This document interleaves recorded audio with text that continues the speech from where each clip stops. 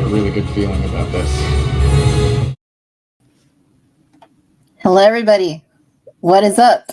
Welcome to Cantina Social Hour. I hope you are doing great. I hope you are ready for a good show. And I hope you're ready for a fun time tonight here in the Cantina.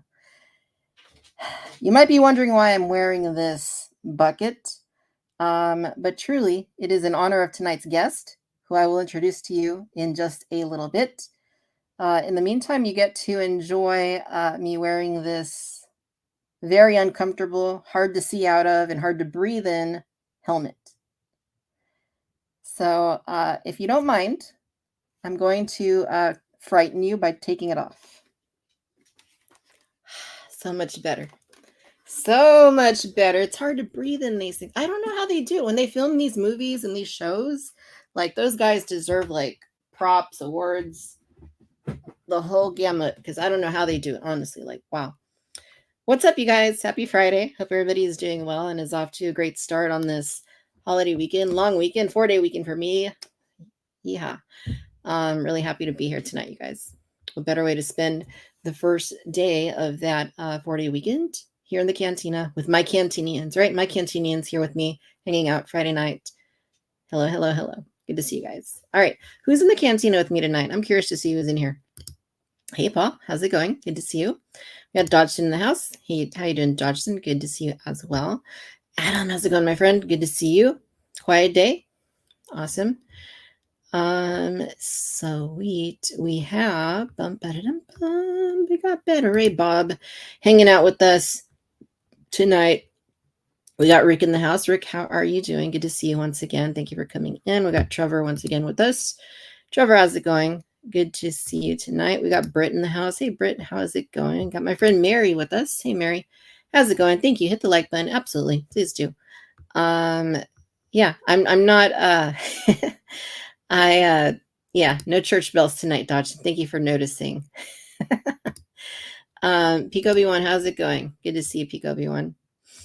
Very cool. Very cool. Yeah, that would be great, Britt, if Book of Boba Fett season 2 started off that way. Boba just having him, like, it's narrated by him, like, firsthand. I mean, it's the Book of Boba Fett, right? He should be the narrator. He should be telling you the story, right? Instead of cutting away to 2 episodes of The Mandalorian, basically, maybe it's him telling you, all right, then my buddy, the Mandalorian, did this, and then did that, and he got disowned, and he has a Darksaber, and he got stabbed in the leg. I mean, right? Like, wouldn't that fit more like the Book of Boba Fett? Like, when you're thinking of it as a book? I don't know. It's just me. Arthur, how's it going? Good to see you. We got Steven in the house. How is it going? We got William here with us. William, how are you doing? I love that. Steven was asking, is this live? Better. He's like, no, it's Memorex. Yeah. Remember Memorex? That's going back a ways. I understood that reference. Very cool. All right, you guys. So we got a range of topics tonight. Okay, it's kind of a little hodgepodge of all kinds of things, right? We got TMNT, we got Batman, we got Star Wars.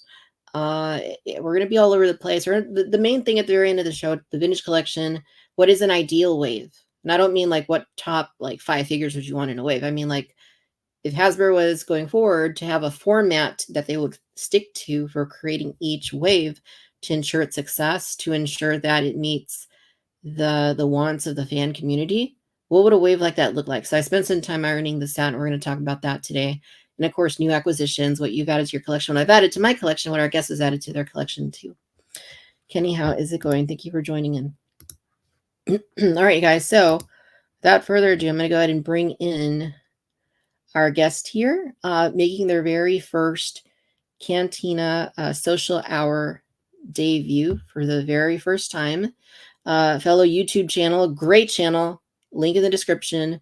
I hope that you check it out if you haven't already. Making his very first appearance here. So be nice. Don't throw any bar glasses. Don't yell. Don't, be nice. Be nice. No biting. Nothing like that. We don't want that. Okay. Don't do anything like that. All right. So we're going to go ahead and bring in for the first time our guest, Paul from Paul's Collectibles. Where the fun begins. Hey, Paul. Hey, Victoria. I don't know, throwing bar glasses and getting bit. That sounds like it might be kind of fun. You never know, right? It just depends on what you're into, I guess. Sure, I guess so. Yeah. How are you I love doing, the ma'am? I'm good. I'm good. Thank you Yeah. for being here. I really Yes, ma'am. appreciate having you on the show.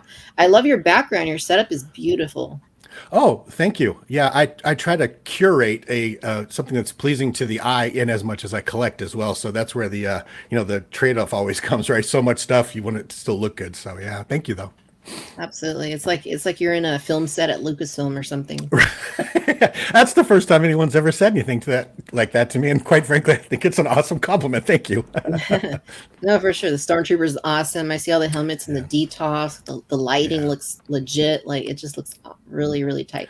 Thank you. I've had fun putting it together. It's been a journey since the beginning of the lockdowns, to be frank, and I'm kind of happy with the way it kind of came out. I've moved it around a lot, but it's been like this for quite a while because I'm like, this is it.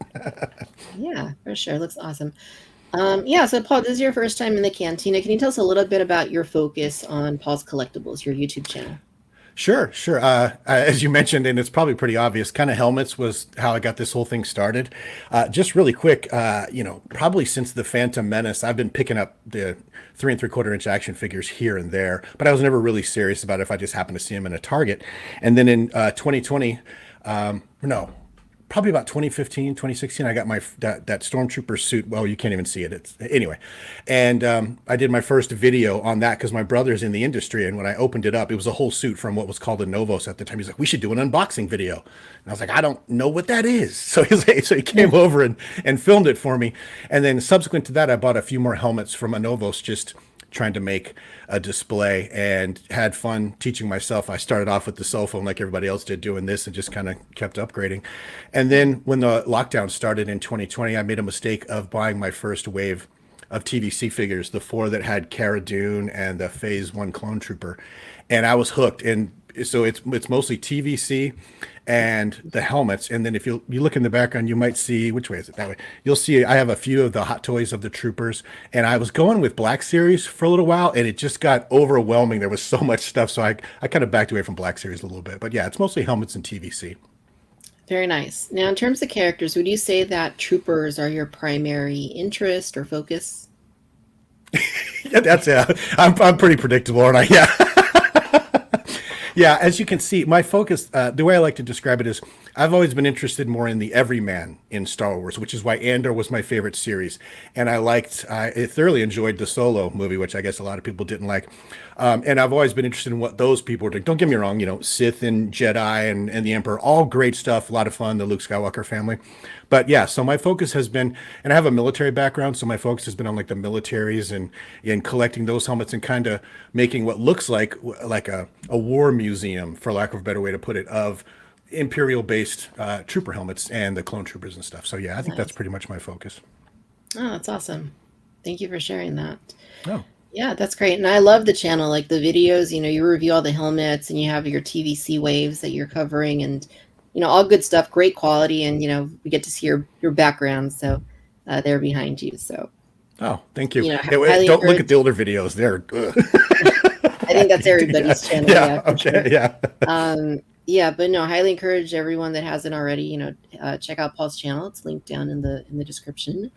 And not this moment, but definitely, click on that for later viewing after the show. We would appreciate that very much. We got a few other folks making their way into the cantina this evening. Hey, Jason, how is it going? Good to see you as always. I think my dog's barking at something outside. Not a I hear. problem. Yeah. Got William in the house. William, how are you doing? We got Playback Project. How is it going? Solo and Andor? Okay, thank you. Yeah. All right, cool. We're off to a good little start here. Good little start. Thank you guys for being here with us tonight. All right. So, Paul, what do you say we get this show on the road and start off with our first topic here? By all means, let's hit it. All right. Yes, I bet you have. McConkey. Sorry, it's the cantina. Anything happens in here. I'm seeing a theme. Yeah. All right. So the very first thing. So this one kind of came out of nowhere. So the Playmates TMNT Technodrome. What is a Technodrome? I don't really. No, I'm just kidding. I kind of do. Okay, moving on. Yeah. No. Okay. So back in the 80s, 90s, Playmates was the company for Teenage Mutant Ninja Turtles. These days, you got NECA, you got Super 7, you got all these other companies that are doing them. But back then, it was just Playmates, right? Anybody that's collecting those other lines now undoubtedly started with the Playmates line, the vintage line. As we would say now, it's the vintage days, even though like 80s, 90s, to me, the calling that vintage is wild, but it is true. So the big playset that came out early on in the TMNT line was the Technodrome, and it kind of looks like a Death Star sort of thing on wheels. Oh, it does. With a giant eye on top. It was a big playset that you could interact all your villains and your heroes in this big playset. And it was just revealed. This comes from Toy News Eye, Jay at Toy News Eye, that it's coming back because Playmates, as you guys might know, re-releases things from time to time from the old days, whether it's figures, whether it's vehicles like the party wagon or the blimp. They bring things back every now and then, and this is what people have been asking for them to bring back for ages. This is awesome. I never had this in the old days. I did have the blimp. I did have the party wagon. Never had this. So finally, after all these years, these decades, I'm going to be adding the Technodrome to my collection. It looks like it is an Amazon exclusive. When you go to the link, though, it doesn't show anything in stock yet because it hasn't been posted yet. But if anybody is interested in having their own Technodrome, it's coming back. So I hope that if you're interested in that, when it comes out, I hope none of us. I hope I don't miss it, but I hope you guys don't miss it either because we don't want to miss out on something so oft requested. You said it's an Amazon exclusive, Victoria? That's what, according to TMNT, it's only on Amazon so far. Oh. I'm not sure if anybody else will carry it. Well, I was just going to say, if you're getting it from Amazon, I hope you're not interested in keeping the box pristine. If you know what I'm saying. Right. Yeah. That's true. Yeah. Yeah, I can't see this being at retail though, because it is a big playset, right? So they just don't do that much these days. Agree. Hello, Eddie. Welcome. And Eddie says that Lael brought him here. Thank you. Tell Lael thank you. We love Lael. He's one of the best. Yeah. All right. So that is all for TMNT. It wasn't it's not a lengthy thing, but nonetheless, if I'm interested in it, you're probably not gonna be interested in it, you guys, but sometimes you will be. Too hard on yourself, girl. Too hard on yourself. I love these toys like from the 70s and 80s, like you mentioned. Like they don't make that kind of stuff anymore unless it's a re-release because it's like nightmare fuel. It's got like an eye on the top or sharp objects sticking out of it. Now you can't find that stuff in the real world anymore now. So it's pretty nuts. Yeah, for sure. In other news, my favorite company in the history of toys. I'm kidding. McFarlane. That they're going to be releasing more 6-inch scale Batmobiles. All right, more than they have already done. Okay, so previously they released the Batman 1989 Batmobile, which is an awesome. I picked it up, even though I'm not a McFarlane fan. I picked it up because it's Batman 1989, which is like the best Batman in my opinion. But I also love the Dark Knight. I think that's like the ideal, like complete story for Batman in terms of film. And so they are going to be releasing the tumbler, and not just the tumbler, but also the camo tumbler as well. Oh, that's cool. Yeah. So 2 tumblers. Mostly using the same sculpt, but also some retooling on the camo version. And I'm excited for these. I don't know that I'm going to pick them up yet because again, I mean, these are huge, right? Like the Batmobile is like almost it's pretty long. It's like 18 inches long. It's really long. Yeah, maybe longer. But I'm just like I'm eyeballing it. It's 18 inches, but these are going to be like probably pretty chunky as well. Like they're kind of long. They're kind of, round. Yeah. What I do like, I will say, The regular one comes with Lucius Fox as an action figure, which is Oh, awesome. that's cool. Morgan Morgan Freeman Freeman. as an action figure. That's awesome. Yeah, I don't have any Morgan Freeman action figures, so I would buy that just because it's Morgan Freeman. I know. I mean, I may just have to get it for the figure, right? At the very least. Mm-hmm. What I don't like, and I said 6-inch scale, I made a mistake. These are actually 7-inch scale. That's what McFarlane does, is 7-inch scale. Even Which bigger. is kind of I hate the 7-inch scale, just in general. It doesn't matter what company it is, because it's like, there's 3 3/4 inches, which is classic. You can't go wrong with that. But then there's also 6-inch, which is kind of a universal scale too. But then a lot of companies, like smaller companies especially, do 7-inch, and it's like, why? Like, just that 1 inch like makes a big difference in how many figures you can put on a shelf. So it's like, why do they do that? I don't know. Yeah. I know a lot of the guys that I watch they're building displays and they're mixing different lines, and they complain about that same thing. Like the 6 and the 7-inch stuff, you can't, even if it's from like the same franchise, they won't mix together because they look silly next to each other. I totally feel They you. do. Yeah, it's like you have Batman shorter than like the Joker. Yeah, it just doesn't work. Yeah. Yeah, I like this battery, Bob. So it does come in black. It does come in black. Yeah. I love when he says, like, does it come in black? Right. Yeah, so yeah, these are McFarlane HoloNet one and welcome. Yeah, so 7-inch scale. Jason says that these run a little bit small. I mean, I can kind of see that. I mean, usually with vehicles, they're never like 1-to-1 scale. Like when you're talking about action figures, always downsize just a little bit. So that's fine. But yeah, so you have 2 options. You have the regular one, which it does look nice in these photos. It really does. It does. It really looks nice. And then you have the Bane version, the camo version that he steals in The Dark Knight Rises. So I don't know if it launches actual missiles. If that did, I'd probably have to get it just on that basis alone. Shoot him at the dogs and stuff and what? Yeah. Or at the husband, yeah. Or that too, yeah. Somebody's going to take a missile to the eye, and it ain't going to be me. You're right, exactly. Remind me not to get on your bad side. Yeah. So these are fun. I mean, I have many qualms with McFarlane, the company, and the guy, but I do appreciate that they're doing some of the things that nobody else is doing. So, in terms of this kind of stuff, at least, because I love Batman, and I love, like I said, this iteration is really cool.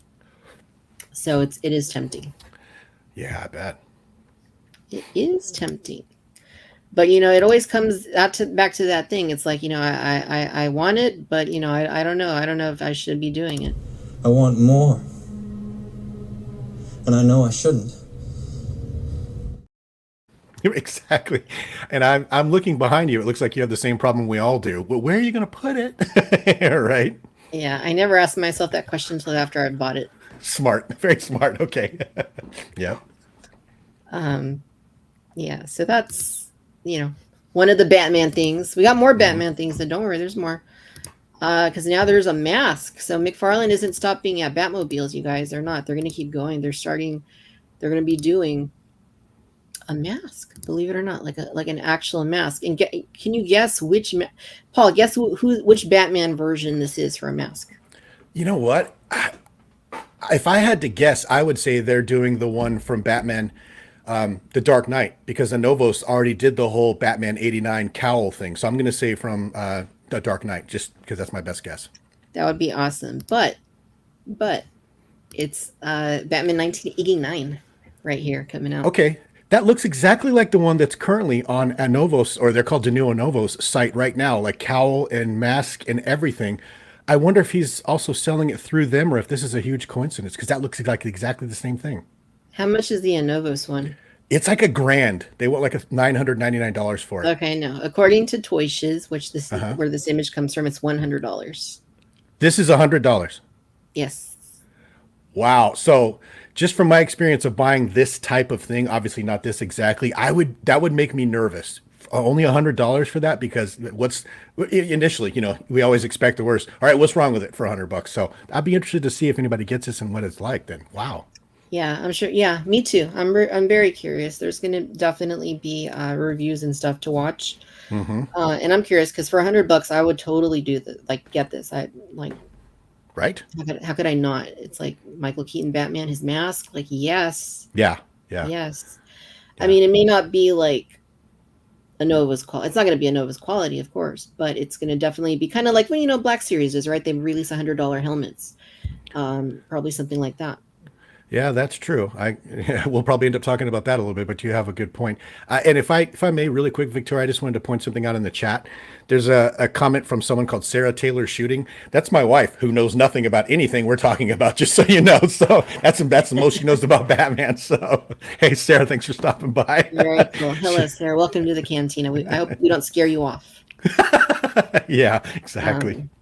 But you might need that sidearm in the Cantina, because just saying, I don't know what can, anything can happen in the Cantina. So, Right. Yeah. right, as we saw earlier. This mask looks like the kind of thing that if I put it on, I would not get it off and I'd have to call the fire department. Right. That's so when I was looking at it on Denuo Novo side, I was thinking the same thing. Is it like super stretchy and then elastic? Because it looks pretty form fitting to me. At least you should be able to breathe unless that chest piece exerts pressure, kind of like the Imperial Royal Guard helmet does on those guys. So that's, there's so much to ask about a product like this. And then for $100, that adds another 10 questions. So I think I'm going to follow this and see what comes of it. Yeah, for sure. I think there's another image of it here. Wow. Yeah, I mean, it looks good. It does look good. It may not be wearable. It may just be like a display piece. But people are going to try and wear it. Like, it's just gonna, how can they not? The stormtrooper behind me, I stuffed that helmet on my head because you have to put it together when you get it, and there's no eyes. And when I got it on, it wouldn't come off for a little while. So yeah, same feeling. I'm like, oh, this was a bad idea. So yeah. Yeah, I guess at least if you put this on, like, at least you can see, you can breathe, or you can talk, right? Right, and you can use the mouthpiece to call 911. Yeah, right. I can't get this off. Yeah. They come to your house and then they see you like wearing that mask. Like, yeah. That's some body cam footage they're going to take home and show their relatives for sure. Yeah. Yeah, that's going to be on TikTok for sure. Oh yeah. But yeah, no, this is cool. I'm definitely going to keep an eye on it as well, and see what happens. Because if it does well, then maybe they will do the Dark Knight or one of the other Batman like masks as well. Wow, that would be cool. Maybe they'll do. I was gonna say Robin's mask, but what his eye mask thing? Yeah, looks like that thing my wife wears when her eyes are puffy. Yeah, exactly. July through November says, if you put that mask on and get stuck wearing it, don't take it off, because you'd be the coolest person in the room for life. Yeah, because your life would be about another 15 minutes until you suffocated, right? Yeah, exactly. You get to say his last words were, "I'm Batman." We're on Batman, right? Exactly. Would you hit a guy with glasses? Yeah. I'm old. I saw that movie in the drive-through theater, for goodness sakes, Victoria. Yeah, and it changed my life. That's cool as hell. So yeah, it was probably the second movie I saw in the theater as a kid. And I was way too young I shouldn't have been there seeing Batman in the theater. Like, seriously, I was scared. Oh, okay. I was scared of like the Joker and all the things he was doing to people. I was like, yeah. I loved Batman, but the Joker was terrifying. Yeah, I love the way Jack Nicholson took that one, and then of course Heath Ledger decided we'll go entirely. Both brilliant portrayals of him. Yeah, just so good. Totally. Yeah, that would. Britt says, "I wish Batman masks came with black paint for around the eyes, purely for my own amusement." Right. I kind of like that they did that in the Robert Pattinson Batman. They showed when he took it off that he's painting his eyes black, as opposed to Batman Returns when he's in the cave. His eyes are black, but when he goes to take the mask off, now it's gone. You remember that in the Penguin Cave? I thought that was silly. Just show the black paint, and then they did that. So that was pretty cool. Yeah, that was neat. Even in Batman Returns, like, he has it on, but then in the scene at the end where he takes it off, like, you can see for a second that the black eye paint's not there, like before he takes the mask off. Yeah, it was so silly. You're like, we know you're painting your eyes. Come on, man. Yeah. Maybe he was worried that she wasn't going to recognize that he was Bruce. Right. You're right, exactly. Nicholas, how's it going? Off for breakfast and to Star Wars Collectors Fair in just a bit. Oh, awesome. But just drop by to say, hey, we'll watch your replay later. Cool. Thank you, Nick. We appreciate that. The minimalist Falcon. I like that. Yes.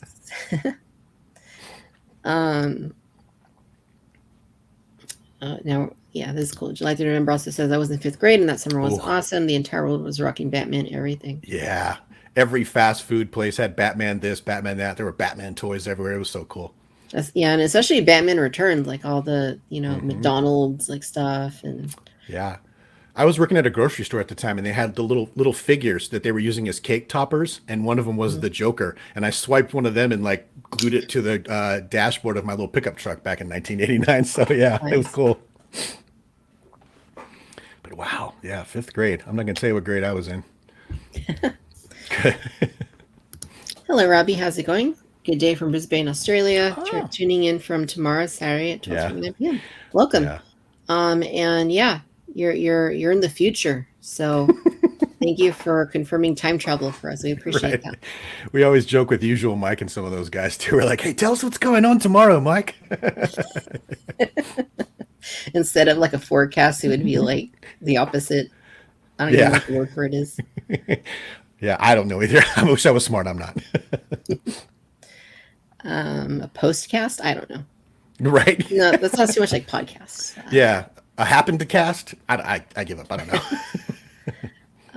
All right, so there's another Batman item. You guys, I don't know what's going on with all the Batman this week. I don't know if I missed the memo or what. Should I have dressed up as Batman today? I don't know, instead of the Boba Fett, but like, I really don't know. But Hot Toys is getting in on the action because they are announcing a brand new Batman Armory with Bruce Wayne 2.0. 2.0, because they actually did this about 10 years ago. But this is the 2.0 version. They're doing it again because they can. And it's probably going to be better. And yeah, it's going to be better than before. So, Paul, you were telling me earlier that you do have some Hot Toys, correct? I do. Yeah, I have 1, 2, 3, 4. 4 total with 1 on order. Very nice. Are all of those Star Wars? They are, yeah. That, you know how it is. I did not want to go down like another line of collectibles and start buying all the Hot Toys, so I tried to keep it really, really narrow. And it's all, it's 2 Stormtroopers, or variants, the Shore Trooper and the Transport Trooper from Star Wars. Yeah, so. Nice. And then I think I ordered the, I wasn't going to get any more, and then they announced the, what were they called? The Night Troopers from Ahsoka, and I was like, come on, man, those guys were so cool. So I got that one too, because no willpower. Right on. Yeah, so this here is, we'll blow it up. Basically, it's what the name says it is. It's the Batman Armory. So this is as seen in The Dark Knight.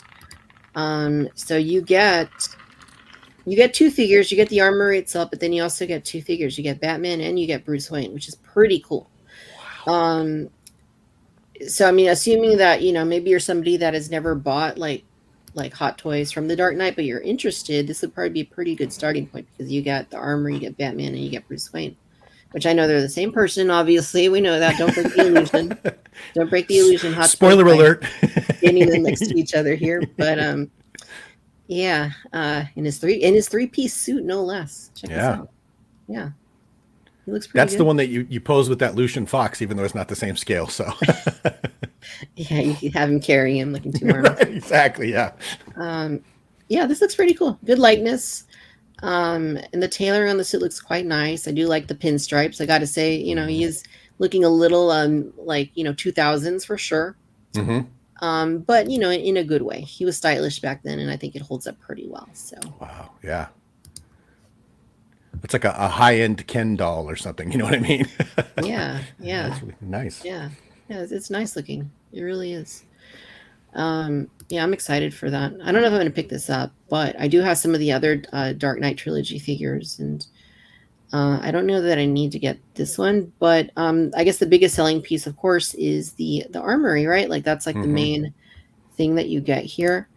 And the armory is quite nice because it's got the suit. You could put it in there. And then you also have like his weapons and his tactical equipment and all that stuff. It's got lights. It's got a really nice, display lights. base. Very, very legit looking for sure. Yeah.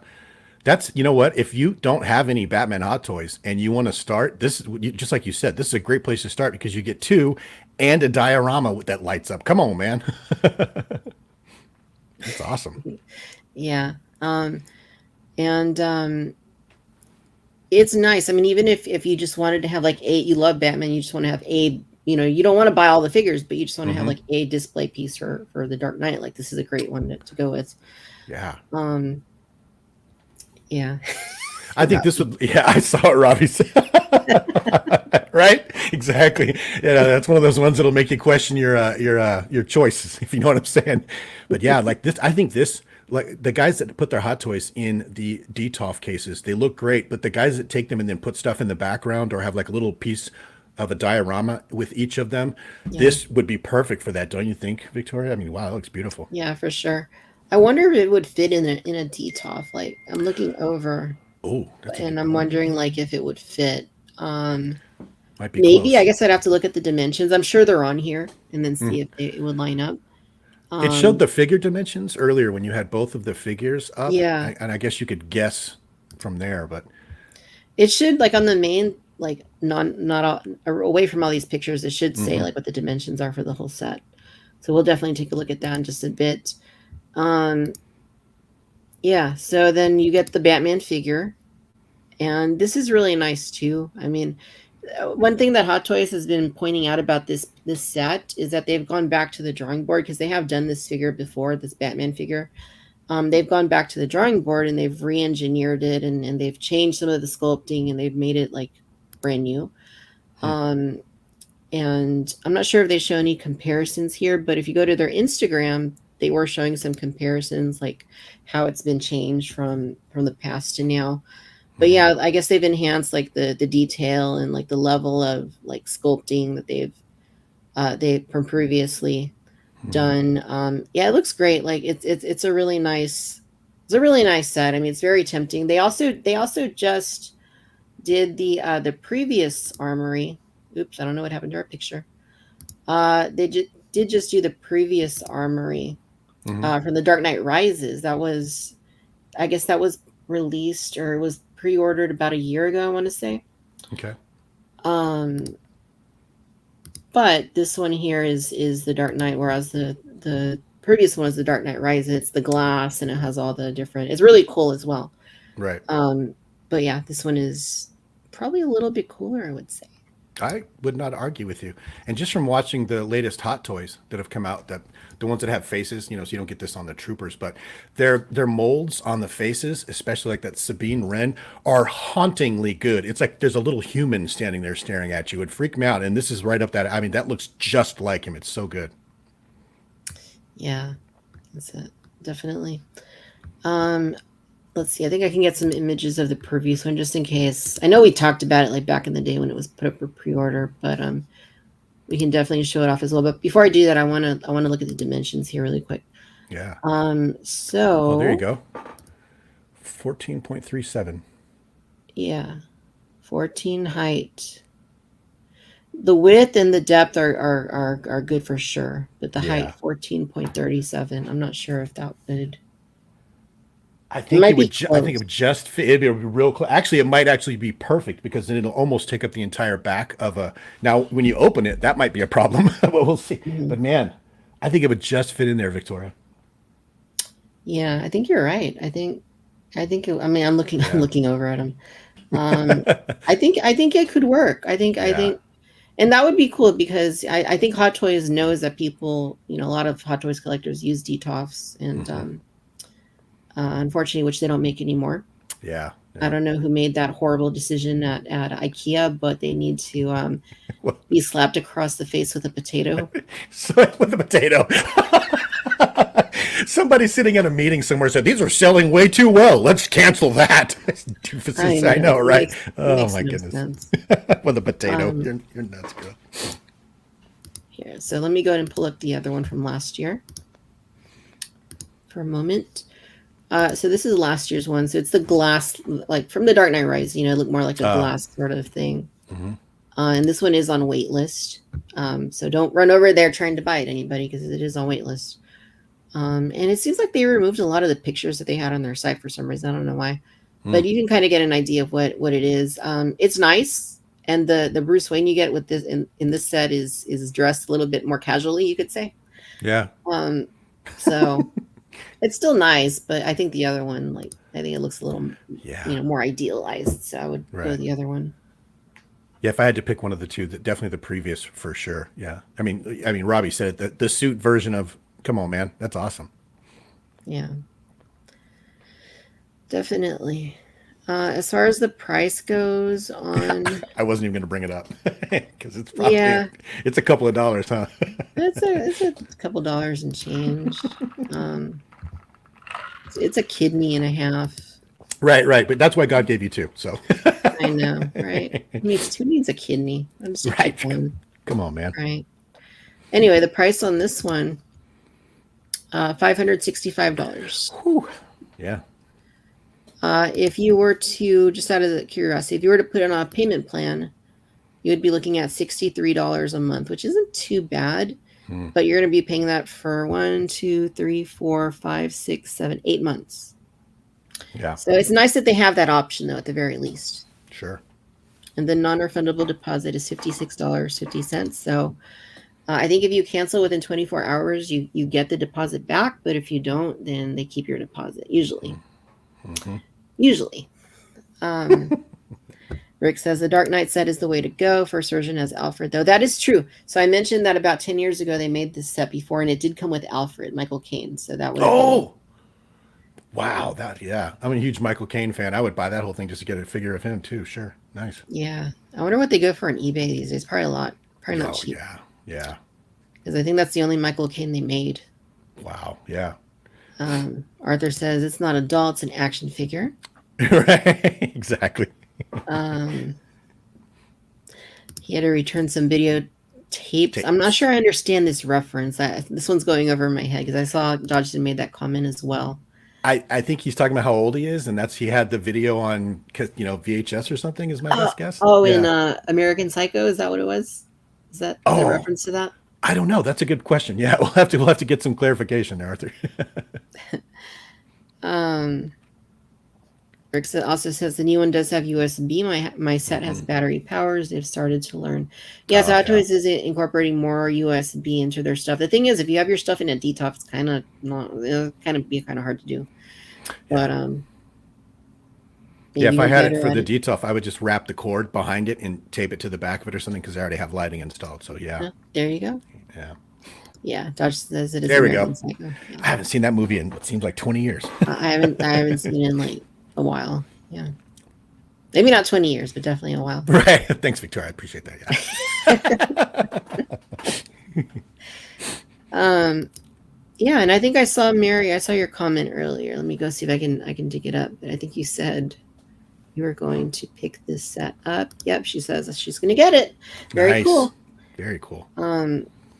You're putting peer pressure on me, Mary. That's what's going on here. Okay, I may have to pick it up too because I do have many of the other figures. I have the Two-Face, I have the Batman Begins Batman, I have the Dark Knight Rises Batman. I have Catwoman on pre-order. She's been like delayed for a long time. Which Catwoman is it? It's the Dark Knight Rises Catwoman. Oh, so what's her name? I just spaced her name. Anne Hathaway. Thank you. Yeah, I was going to say from that fashion movie. Okay, but yeah. So, and these are all hot. These are all Hot Toys, Victoria, that you're talking about. Yeah, the Dark Knight trilogy Hot Toys. Can I ask a quick question? Mm-hmm. How do you display those? Do you have like a specific place in your room and a shelf, or do they just go here and there? I have 3 DTOFs. Okay. And but I don't have any of the Batman ones on display right now. They're all Star Wars in there. I need to get them on display. I really do. It's. I have another DTOF unassembled in the garage. When I heard that they were going to stop making them, I was like, I need to get one more. So do I. It's still in the box underneath the spare bedroom bed. Yeah, it's underneath our guest bedroom. Yeah. $10,000 eBay. Right, exactly. I bet I could get it too. Tell you the truth. Yeah. The thing is, I don't know where I would put it because when I set the other ones up, like the wall space was like perfect for just 3 of them. Mm-hmm. So like I don't know where it would go, but we'll figure that out later.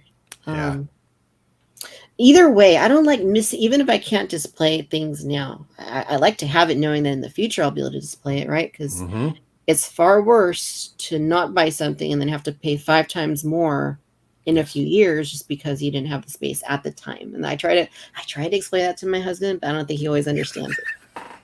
You don't understand how much money I'm saving by buying this right now. Exactly. I am See? saving us more Exactly. money than you know. Right.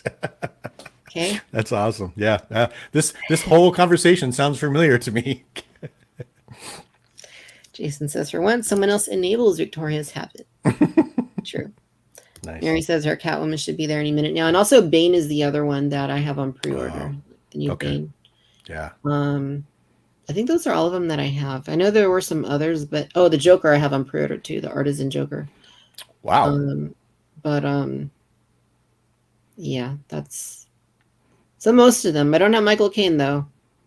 That would be, you sounds like you got some of the coolest characters. So you said Bane too, and I was like, yeah, a big fan of that actor. So good for you. You got all the good ones.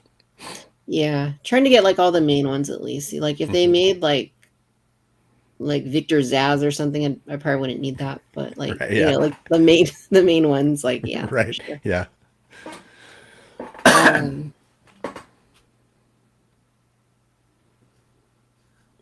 Rick talking about Right. Yeah. Yeah. Yeah. Yeah. There was, there's all kinds of meta information in that movie that's just fun to talk about. But he's got a good point. None of that shocks us anymore. My wife watches, I call them the How to Kill Your Husband and Get Away with It TV shows on Discovery Channel and all that. Yeah. None of this is shocking anymore. That's funny. Yeah, so is that all of the Batman topics? Let me look. Yeah, I think that's all. I think we got them all. I think we got them all. All right, so we're not we've got more topics, all right? So there is something else that's not quite Star Wars. So before we get to that, I'm going to show you this other one because we're not done yet. Got one more. Okay, got one more. All right. So in the comments, let me know how critical you want me to be about Mattel, because I can be super critical about Mattel. It just depends on how critical you guys want me to how hard you want me to be on them. All right. So there are some Mattel Jurassic reveals, including some that I missed last week. I didn't know that I missed them at the time because I hadn't seen them. But then after I did the show last week, I'm like, oh, I missed some. We'll start with the big ones. Yeah. Sorry, I'm getting ahead of myself here. The big ones were the Hammond collection. So, Paul, I don't know if you know this, but the Hammond collection is kind of like Mattel's version of like the vintage collection. It's geared more towards like adult collectors, people who've been buying this stuff. They want a little bit of a better quality product. But the problem is that they don't always deliver that sort of a high quality product. It all makes sense now. I see. Okay. Yeah. All right. Yeah. So there were two. All right. So the Hammond Collection Velociraptor. This is Delta from Jurassic World, 2015's Jurassic World. And it's a brand new, or at least it incorporates many new parts. Earlier this month, Paul, they released Velociraptor Blue, which was the first of these 4 raptors that they're going to be releasing. And they did not give that one as good of a head as they did this latest one. And also has pretty bad teeth. And it also has really large feet compared to this one. So they said, I guess, well, we're going to start off with this one. The other 3 will be perfect, that kind of thing. So, all right, So Mattel, strike one for tonight. They released the prototype that no one liked first. Got it. Okay. Yeah. We clayed this all together. It looks close enough. Eat that, you guys, until we can come up with something better. Got it. Okay. We'll start with a prototype. Right. Yeah. Yeah. So that was the first one. And then the second one was Claire from Jurassic World Fallen Kingdom. So like they do pretty good job with the dinosaurs, like generally speaking, for the Hammond collection. Right. But with the humans, like, no, they're not there yet. Is that the final face sculpt? Because didn't Bryce Dallas Howard play her? Yeah. I'll be critical. That doesn't look anything like her, Victoria.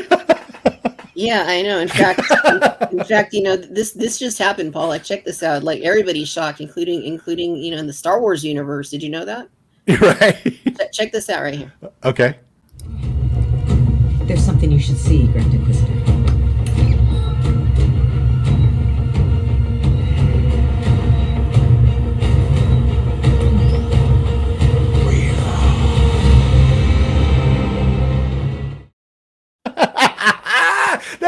She looks real like Reba McEntire, and then she does Bryce Dallas Howard. That's awesome.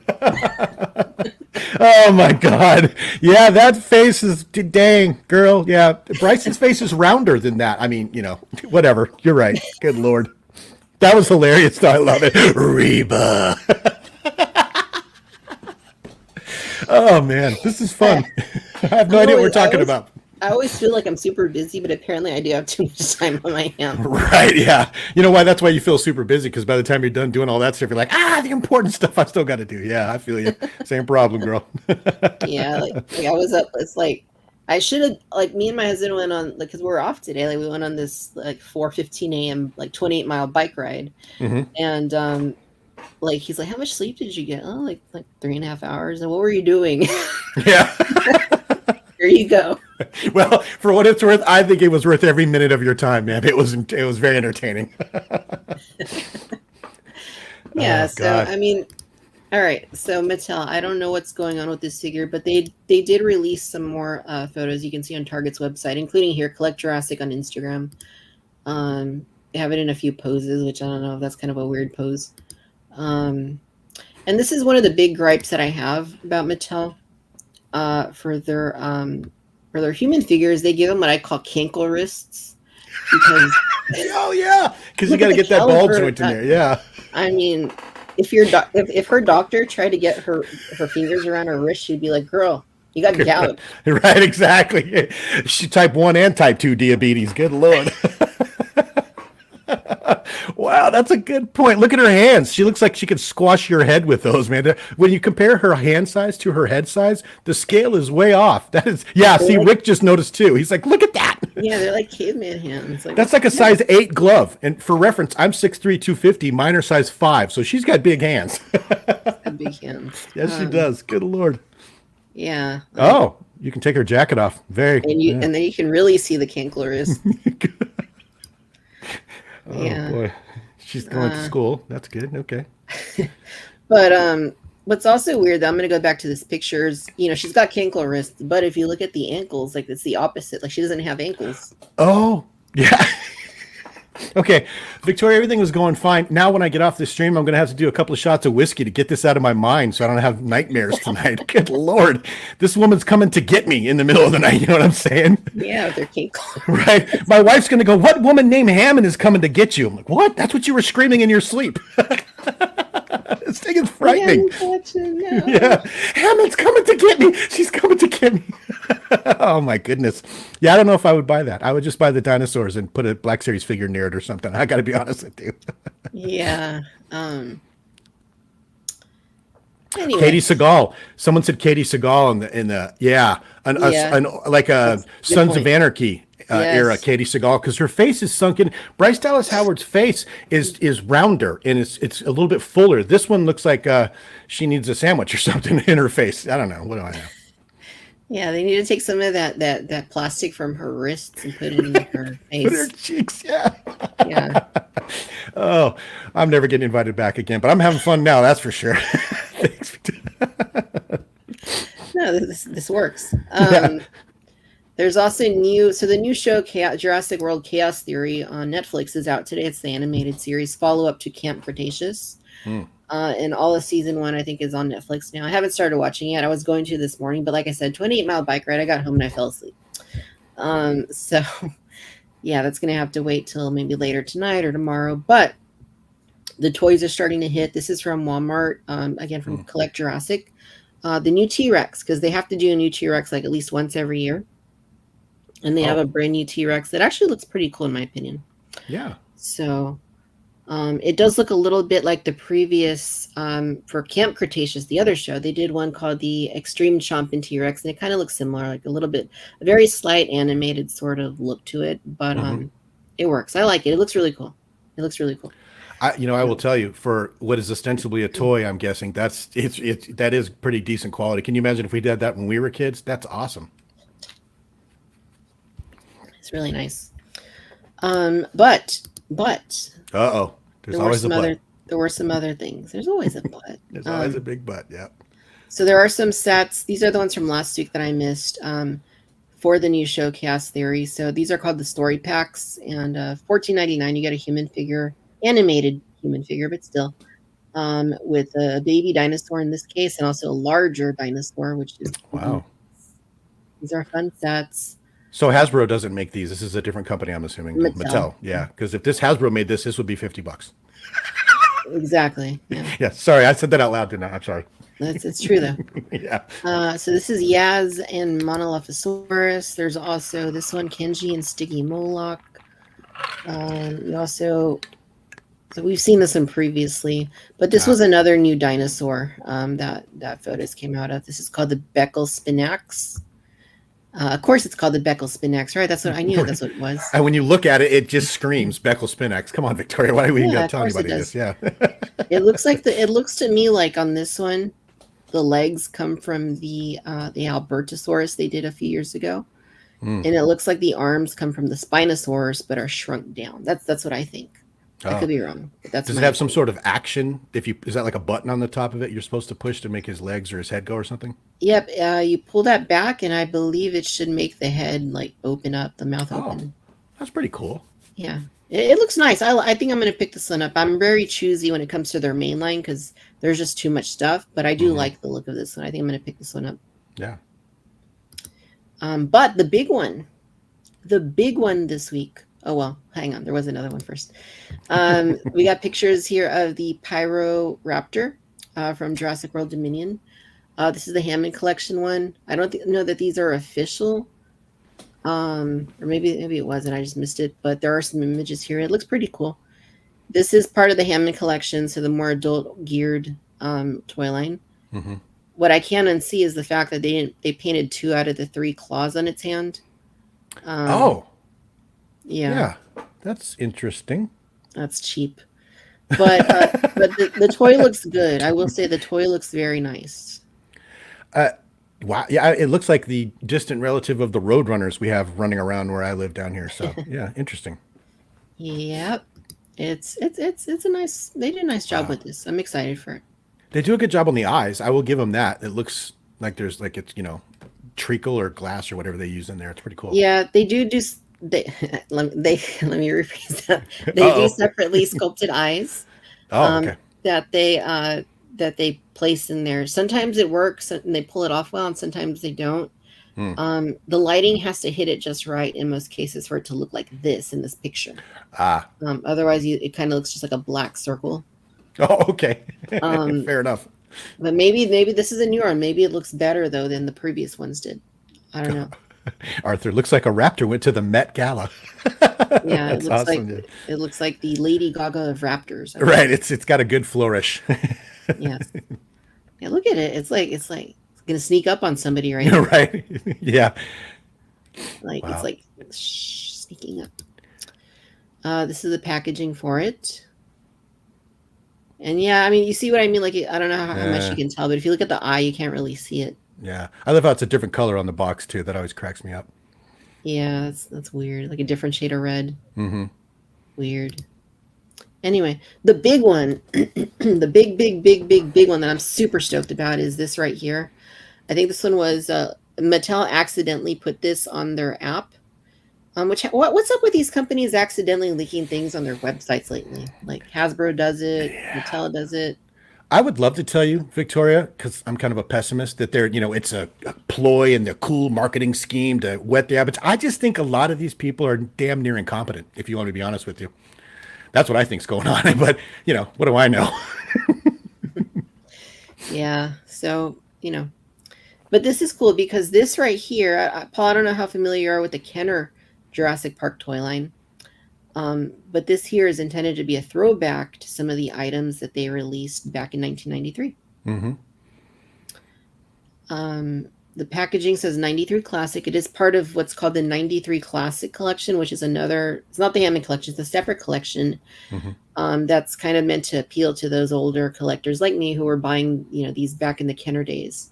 Right. And basically this is the young Tyrannosaurus Rex. What I can't tell is if it has the regular body that they use on some of the T-Rexes and they just gave it like the juvenile looking head, or if it's I hope it's a completely brand new like sculpt, like a smaller sculpt. Yeah, but I don't know yet. This also comes with the off-road tracker, they're calling it. It comes with capture gear you can put on the Rex so that he can't bite you. And then it also comes with an action figure. It comes with Mr. Arnold, Samuel L. Jackson. Nice. And he's reimagined in a very non-movie accurate neon green armored suit. Right. With red gloves and bell and like dark green pants. Like, come on, it's his road worker look. That's the one you'd see on the side of the freeway working that with that version of him. Yeah. Yeah. Wow. That's interesting. Yeah. For the 93 collection, that's kind of what they're doing though. Like they did it with the Alan Grant figure. They did it with the Ian Malcolm figure. Like he comes with a glider. Like when did he use a glider? In the Playability. Yeah. They're trying to replicate what Kenner did back in the day by just making things a little bit more fun, a little bit more playable.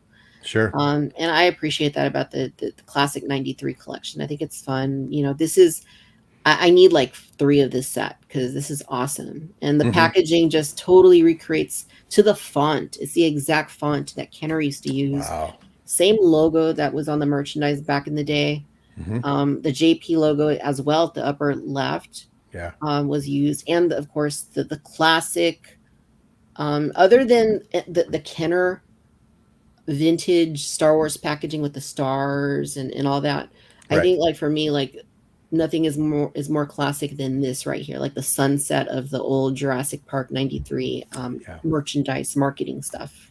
Yeah, I would not argue with you about that. I love the reddish yellow deco that they used in all this stuff. Whoever their art director was for their packaging and some of the stuff did a great job back then. I actually remember seeing these in Toys R Us when I was shopping for stuff for my daughter at the time when she was a little kid. Yeah, so this is, as soon as you pop this up, I'm like, oh, look, member berries, it's called.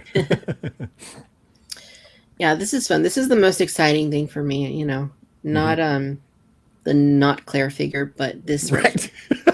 The not Claire figure.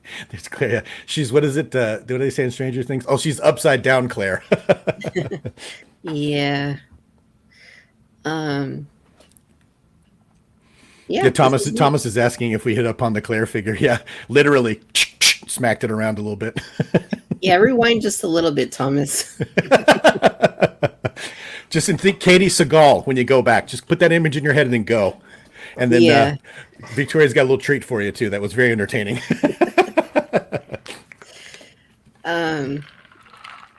Yeah, so that's all the the Mattel Jurassic stuff for this week. So we went a little easy on Mattel. Of course, I could have gone into my trade that they always neglect and do pretty poorly when it comes to female action figures. But I'm not going to go down that route this week. We'll just leave it at that. And Arthur is correct here that not much is movie accurate in the 90s. No, the 90s, the Kenner Jurassic line, at least the first wave, was largely designed based on the novel because they didn't have a lot yet from the film to go off of. So as far as like color palettes on dinosaurs and the characters, like a lot of that was based on the novel. Yeah, I just remember the Star Wars figures for the 90s. Yeah, so I don't think any line was anywhere close back then. So they were just having fun. Yeah, He-Man, Luke Skywalker, and Monkey Leia. Right. And stormtroopers with triangle armor, for goodness sakes, because they were so buff. Yeah. Yep. Yeah, and Boba Fett. Boba Fett, exactly. Oh, man. That chess piece is looking a little small there, buff guy. Yep. All right, so that's all the Mattel Jurassic stuff for this week, which means that we can continue into Star Wars territory. But let's take a peek into the cantina and see what's going on right now. Hey, we don't serve their kind here. What? Your droids, they'll have to wait outside. We don't want them here. Yeah, typical day in the cantina. All right, so let's see here what we got. All right, before we get into the Hasbro stuff, I want to give a little update on my droids because I haven't given an update on my droids in probably over a month now. So I want to give you guys an update because I know I like to talk about my droids, and these are the droids from Star Wars Galaxy's Edge, which most of mine came from my bounty hunter that is off-world, and he is over there and he acquires some of these things for me. So he acquired for me something really cool that I'm going to share here. And that is this brand new drum kit that you can get for your What? astromech droids. That's badass. It's a lot of fun. That's cool. Yeah, it's a really nice, it's a little flimsy, I will say. It's a little expensive, but it's nice because it gives you an extra way to kind of diversify your displays with your droids. If you have multiple droids, especially like I do, then you can have extra stuff for them to do. And yeah, this is fun. I just kind of have it on this one droid. I just kind of had to whip together a droid. It's not really like an actual droid in my collection, but I had to take some parts from this droid and that droid to kind of make like a drummer. Okay. So he's not going to stay like that, but I do want to share. What's cool about this drum kit is it also comes with, and Paul, I don't know how familiar you are with the builded droids from Droid Depot Galaxy's Edge, but they come with personality chips that you can purchase to put inside the droid, and it kind of gives them different beeping sounds and such. I've seen a lot of videos about them, but I've never actually touched one of them or been around one, so that's pretty cool. Yeah. So my bounty hunter got me this drum kit. I put it together. I took some photos, and I also have a little video clip here you can watch.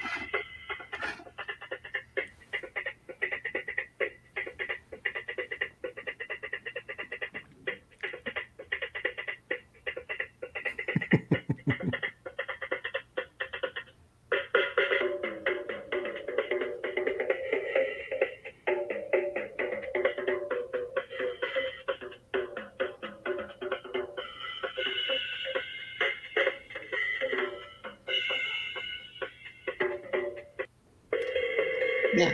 No. Nice. Yeah. I love that he's got the symbol on top of his head too. That's awesome. Yeah. Yeah. He came with an extra, so I'm like, yeah, let's put it on his head. That's perfect. So yeah, he doesn't actually bang the drums or anything like that, but it's a fun little thing to have. And I kind of somewhat hope that they come out with other instruments for these guys later. Yeah. They need a bass player one. I was a bass player for a really long time. That'd be cool. And I was a guitarist for a long time, so a guitar would be pretty cool. Yeah. Yeah. Star Wars version of a guitar anyway. Of course. Yeah. Whatever strange looking, interpretation they have for it, for sure. Yeah. So yeah, it's a fun thing. And it comes with that personality chip, which has drum sounds. It has different like drum tracks in there, so there's more than the one that you heard. And Okay. it has like the beeping sounds, the astromech droid beeping sounds, and all that. So it's a fun little thing. That's my droid update for this week. How many of these have you done? I've only built one. Like at Oh. Galaxy's Edge, I built one, but I've had my bounty hunter build multiple others for me. So you have a whole band just waiting for instruments now. Just waiting for instruments. Yes. Yeah. Nice. Yep. So that is the droid right there. All right. So we're going to get into a segment here about helmets. Paul, this is your specialty. This is where you come in and you learn us a little bit about helmets here. Yeah. No pressure. Yeah. So why is Hasbro making so many helmets in your opinion? Why are they doing all these clone helmets and Mandalorian helmets and X-Wing helmets? Like what is it about helmets that you think that has been pretty popular as of late? So I'll preface everything I say as this just being my observations and, looking back on history. I have no actual knowledge and I don't know anything about what Hasbro and how they make their decisions. But I will tell you, I think you mentioned the clones and you mentioned the X-Wing pilots specifically and the variations of the Stormtrooper and now the variations of the Mando. I think that it's like, it's the same thing as happening in the TVC once they get past that initial cost of molding, designing, and marketing that one helmet, like the one you had on was the first, if I'm not mistaken, Mandalorian helmet. It is then incredibly simple to just pop off that little dent that he has, or in other cases, they don't have to make any changes, and continue to pump them out. And I believe that once they get past that initial expenditure, pumping out multitudes of the same style of helmet with just a little different paint deco. And I've done a couple of videos on this. That Mandalorian helmet is one of their most hilarious examples, because if you're the one you're holding, if you run your fingers over it, it has 3-dimensional weathering. Every Mando helmet after that, they've just painted over the weathering. It's still there. Like the prototype, it's hilarious because it's supposed to be a prototype helmet. It's all white, but you can look at it and still see all of the weathering in it because they just sprayed over it. And so I think the cost benefit analysis for Hasbro, who's also having financial problems right now, it just makes sense for them to do that. Plus, I believe, if I had to guess, that the profit margin is a lot higher on those because, yeah, is there more plastic and a little bit more packaging than, say, the Black Series figures? Yes, but they're charging an astronomically larger amount per unit. And I think they know they'll sell because there's so many people that like to, put them on or display them and stuff like that. So that's why we keep getting the same type of helmets. I have several stored away. Mando, clone. You're going to see probably, if I had to guess, at least 2, if not 3 more different types of clone helmets. I was surprised that they went with the Rex, frankly, because that required a lot of extra stuff. But they're going to paint a blue stripe down the front of that basic one and call it the 501st. Then they're going to put some yellow on it and call it the 332nd. And you'll get those. And I bet we get at least 1 more Mando helmet, because they did Axe Wolves and stuff like that. So that's my supposition as far as Hasbro helmets go. It's a money-making scheme. And I wasn't going to get the prototype, Victoria. I wasn't going to do it. And then I was like, and here I am. And I've got like 2 or 3 more Hasbro helmets coming. Now, the Sabine Wren helmet that's coming out, that kind of surprised me because that required a little bit of different tooling, I'm guessing. But when it gets here, I'm going to compare it to Bo-Katan and see how different it is, because with just a couple of switches, I think that's how they did that. But that's my supposition, Victoria, on why we keep getting all those helmets. And as long as, they keep selling out, which they do, and when they re-release the old ones, they sell out. Why wouldn't you? It's just, it's like printing money, and that's my best guess. Yeah. No, that makes sense. Yeah, it's like you're saying, once they have like this initial sculpt, be it a Mandalorian, a Stormtrooper, Boba Fett helmet, a clone trooper, like, you can keep doing that over and over in different color palette and keep that. I mean, like, why wouldn't you do that, right? I will tell you, I'm shocked. Most of the people that I interact with on YouTube, or, that I collect with and stuff, everybody loves the Phase 2 Clone Trooper helmets. Before Hasbro came out with theirs, the main question I got, because I have one right there, but it's a custom built from, and so you couldn't get them. So everybody that saw it was like, where do I get a Phase 2? Then they released that white one. It just blows up. They could keep going with the Phase 2 Clone Trooper helmets for a while, and I'm surprised they haven't, dumped out even more. I mean, we got the Ahsoka one, we got the Captain Rex, but like I said, those are just, it's like printing money with those Phase 2 Clone Trooper helmets. Everybody loves them. Yeah, no, for sure. Everybody does, like, really. Yeah, I'm sure we're gonna get the 501st too. I'm sure they may do a Shock Trooper. I think would be really nice. Mm-hmm. And yeah, I mean, they could just kind of do them for forever. Really, there's so many clone variants. Yeah. Even like they haven't done the Phase 1 Clone Trooper yet, and I'm sure we'll get that at some point. Stand by, because that's the other question I get. This is also a custom from, never know which way to point. It's behind me. That's a custom from Italy that I bought years and years ago. It was one of my first customs from a place called Dave's Armory. And I get that question a lot too. Where do I get a Phase 1? Well, just stand by, because if Hasbro is smart, and it's debatable as to whether or not they are, but that's a different topic. They'll make that Phase 1, and then they'll start painting it different colors too. And you'll have a plethora of selections on that one as well. Awesome.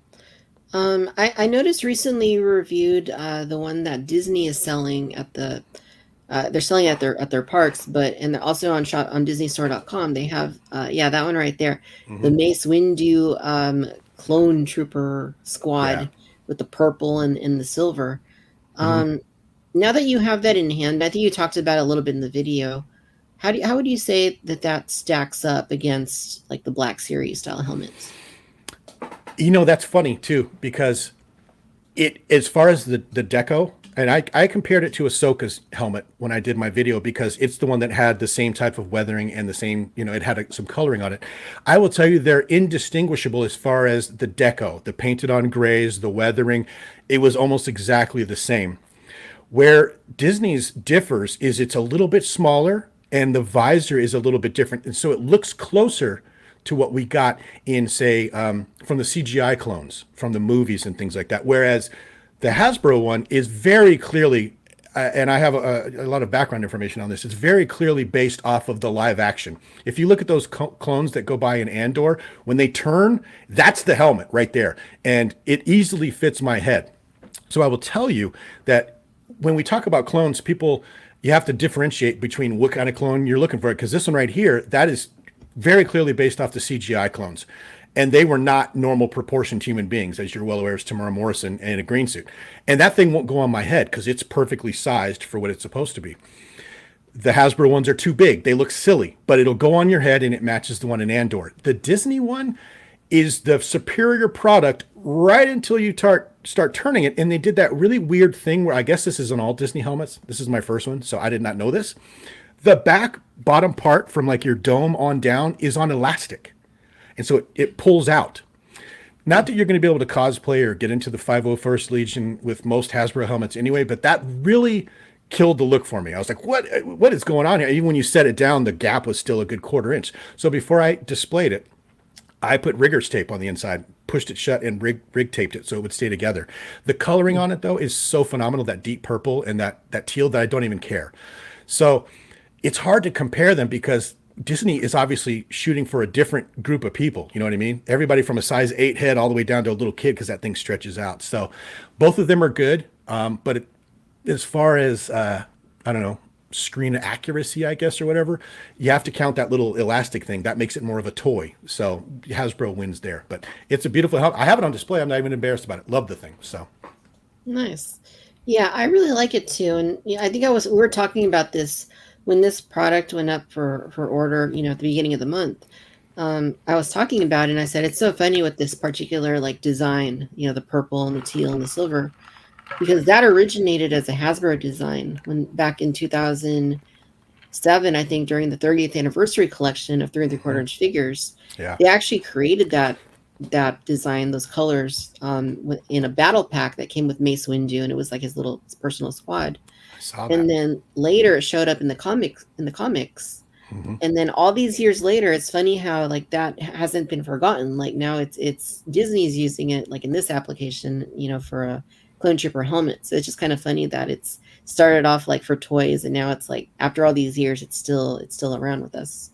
I agree. And once again, out of the blue, just apropos of nothing, let's do Mace Windu's helmet. Okay. We haven't even seen him recently. So I just got a kick out of that. I didn't even know it was coming. I saw it on a YouTube video and I'm like, I'm supposed to be the helmet guy. So, I ordered it. It's a great helmet. Don't get me wrong, especially since it's between $30 and $50 cheaper, depending on which helmet you're talking about, than the Hasbro helmets. So no complaints. Yeah, there you go. Yeah. Yeah. For reference, here it is. This is the helmet we're focusing on, 187 Legion. I always forget the Legions. I'm not like too great at remembering, but I'm like, oh yeah, Shock Trooper. Oh, 501st. Mace's clones, like that kind of thing's easy to remember. It's the colors are great. I love this like color palette. Like really, really, really attractive. It displays well with the other helmets. You know what I mean? And most 99.9% of the people that come up here, like we have a dinner party and my wife's like, go show them your Star Wars room or whatever. They don't know. They'll come in there like, it's just stunning. And even people who do know Star Wars, unless you get right up on it, you don't see that crack. I only buy them for display. So for me, it's a great helmet and a great investment. And I love, it doesn't get talked about a lot, Victoria, but this is another one of those times where Disney or Hasbro or Star Wars in general has slipped something in that it's kind of like a meta joke, like 187, that's the LAPD code for homicide. And Samuel L. Jackson is he has had a lot of violent roles. I don't think that's an accident, if you want me to be perfectly honest with you. Yeah. Like everything he has is purple. I don't think that's an accident, obviously. So, we'll just go. So, right.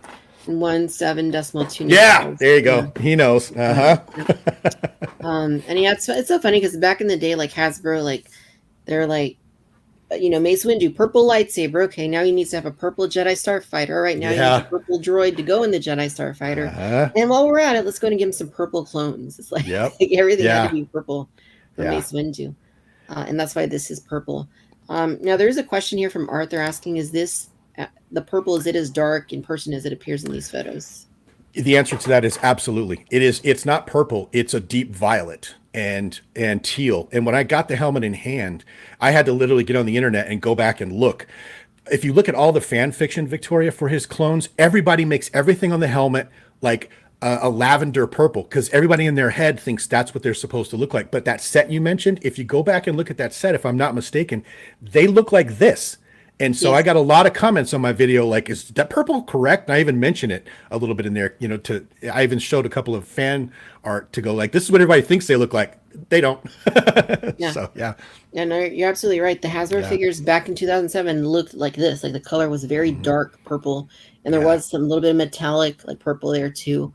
Yeah. It was very nice. It wasn't like an overtly like obnoxious purple color. It was nice and deep like this. A royal purple, you might say. And the royal purple, there you go. The mouthpiece is more of a flat based paint, and the crest is more of a gloss too when you get it in hand as well. It's not so bad that it puts you off, but you can definitely see the different type of paint they use in those two locations. Yeah, that's really cool. And Black Series also recently they released this figure too. Oh, they did? I missed that. I don't pay attention to Black Series too much, so yeah, that would be cool to have though. Yeah, it's interesting though. Why all of a sudden is this specific clone making a comeback? It makes you wonder, why? We haven't seen it in any of the recent media. Samuel L. Jackson hasn't said, "Hey, I'm showing up in anything." They just decided, let's do this. Not that I'm mad about it, but apropos of nothing. It's so hilarious, some of the decisions. Yeah, for sure. I mean, I have a lot of the helmets. I haven't, for the clones, I've been buying all of them. But generally, the Mandalorian ones, I have the Boba Fett ones, but that's kind of about it. I have the Mandalorian helmet, but I don't have the Axe Wolves or I do have the Bo-Katan. But this is one that I can see myself wanting to pick up at some point. I don't think you'd be disappointed, to be perfectly honest with you, Victoria. Yeah, see, that's a very good it stretches way out in the back. And if, even wearing it, just for intros to your videos or something, great helmet. The only thing that I don't like about it, and it shows right there underneath the earpiece, there's a little bit of tan where they tried to, I don't know if that's supposed to be rust or dirt, but it's very obviously someone just took a spray brush and went down the side of it. But the rest of it looks as good as anything Hasbro was doing as far as the decoration, the deco on it, or whatever you want to call it. It's done very well. Yeah, and that little black button, is that the voice modulator? Is it that one on this? I believe it is. Yeah, I think it is. So here's the other thing. Years and years ago, when I got my first Stormtrooper helmet, or I think it was the Stealth Trooper, the black one, Shadow Stormtrooper, I on my video, I went through everything of putting the batteries in and testing it, and then I watched the video back, and I'm like, wow, this voice changer is worthless. And I stopped doing them from then on. I don't even put I even say in my videos, if you're interested in the voice changer, you're going to have to go to someone else's video, and I just go right by them. But this one apparently has a voice changer, and it says phrases like the X-Wing helmets do. I've seen videos where the guys will push the button, and it's got the little switch in there so you can switch it back and forth. He'll do phrases from this franchise or this franchise. So for $100, and the box is three-dimensional when you run your hands down it. I'm a package guy too, so I was like, oh, this is so nice. It looks like hieroglyphics. It's so cool. Nice. Yeah, that's cool. So do you keep all the boxes and all these helmets? I do. Yeah, I have there's behind this flag over here, there's a walk-in closet that's just stacked full of empty helmet boxes and full helmet boxes because I've had to store a bunch because I've run out of display room. Right on. That kind of sounds like my guest room closet. It's all Hot Toys boxes, all the way to the top. Yeah, I keep all I have all my Hot Toy boxes, everything. I keep it all. Yeah, no, this is neat. I think you're kind of also having peer pressure on me because I'm thinking now more about getting it after we've been talking. Get it? You want it?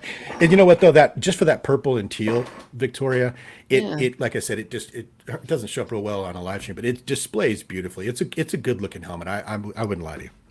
Yeah, no, it is, and in your video, you can definitely tell it's a very nice looking helmet. So very cool.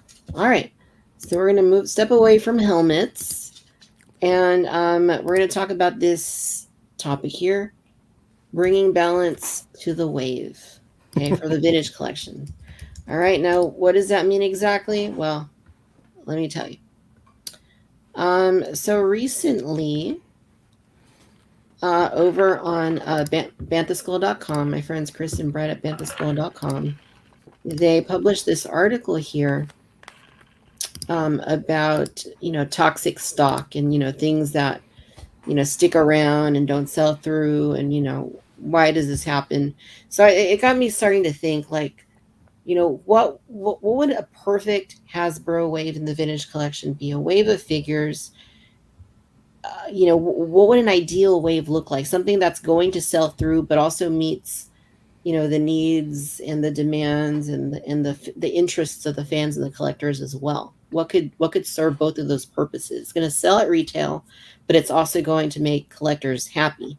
So what I did in thinking about this is I went over to my friend Tim at Boss's Bounty. I went to his website because Tim actually has listed on his site a number of, he has all the waves, basically, like from the very beginning of the vintage collection in 2010, 2011, he has them all organized by wave. Like every single figure that's ever been in TVC is by wave is organized there. So that got me thinking, like, how do you make a perfect TVC wave? So I went back and I started looking at all of them. And there were 3 waves that I came upon that to me look as close to an ideal wave as possible. And this would be, what I'm saying, bringing balance to the vintage collection in terms of, ideal waves. Now, I think for a wave to be successful, you need to have certain things that are that it needs to cross certain things off of the boxes. I don't know if this is coming through. Can you see that, Paul? I can. I see 2 small waves, one at the bottom of the screen, one at the top. If there's something supposed to be over top of it, I don't. All right, cool. My computer is not liking all the data that the site is using. Sorry, Tim, not sure why. So what I'm just going to do is I'm going to try and just close out of those, because now I lost like my video. I can still hear you, and I know that our video is still there, but I can't see anything. So I'm going to go ahead and pause and close out of this for now. Anyway, well, now it's working, so maybe I can actually show you. Maybe it's going to cooperate. Yeah, for whatever reason, like the site's just really like sucking my memory. So I'm going to show you guys 2. We'll go with 2 of the waves that I think came close to the perfect. First one is this right here. All right, and this was the wave that came out last year at the very end of the year. That has Pre Vizsla, it has Hera from Ahsoka, it has Darth Revan, it has Director Krennic, it's got R5D4, and it has Chopper. I think that's very close to what an ideal wave would look like in TVC for a few reasons that I'll get into in just a little bit. At the same time, there's a couple others I wanted to point out as well. So let me go and pull up the other one. And this one is actually a very recent wave. And actually, I'm just going to close out of these because it's making my computer run really slow. It's got a lot of ad modules in it, which just taxes your processor. I think that's what it is. Yeah. So I'm going to close out of those. Anyway, it's the most recent wave of TVC figures that has Kanan Jarrus, Ezra Bridger, Cal Kestis, and the last one is the Mandalorian Judge. Yeah. Okay, I think that's pretty close. And then the other one that I was going to show, the third one, goes back a few years. It has Luke Skywalker from Jabba's Palace. It has Chirrut Imwe. It has K2SO, and it has ARC Trooper 5s. All right. Now, the reason that I think these are as close to ideal waves as possible in TVC is because they check off certain boxes that I think are really important when you're talking about how do you make a wave that is going to sell through at retail, but also make fans happy by delivering things that they absolutely need in their collections. So I took what I saw on each of those 3 waves. Nothing in the Vintage Collection 1.0 wave made sense to me these days because they were really big waves. Some of them had as many as 12 brand new figures, which is insane these days. Yeah. We would never see that. But essentially, a lot of those waves were themed around like a particular film. Like the very first wave was The Empire Strikes Back, all the figures in that wave. The next wave, I think, was Revenge of the Sith. All the figures were Revenge of the Sith. And they don't do that anymore. And I don't really think that would work these days because I think if you release a whole wave of figures based around a certain film, I don't think that themed waves would be as successful at retail because I think they don't offer like something that appeals to a casual buyer in like a more mass sense.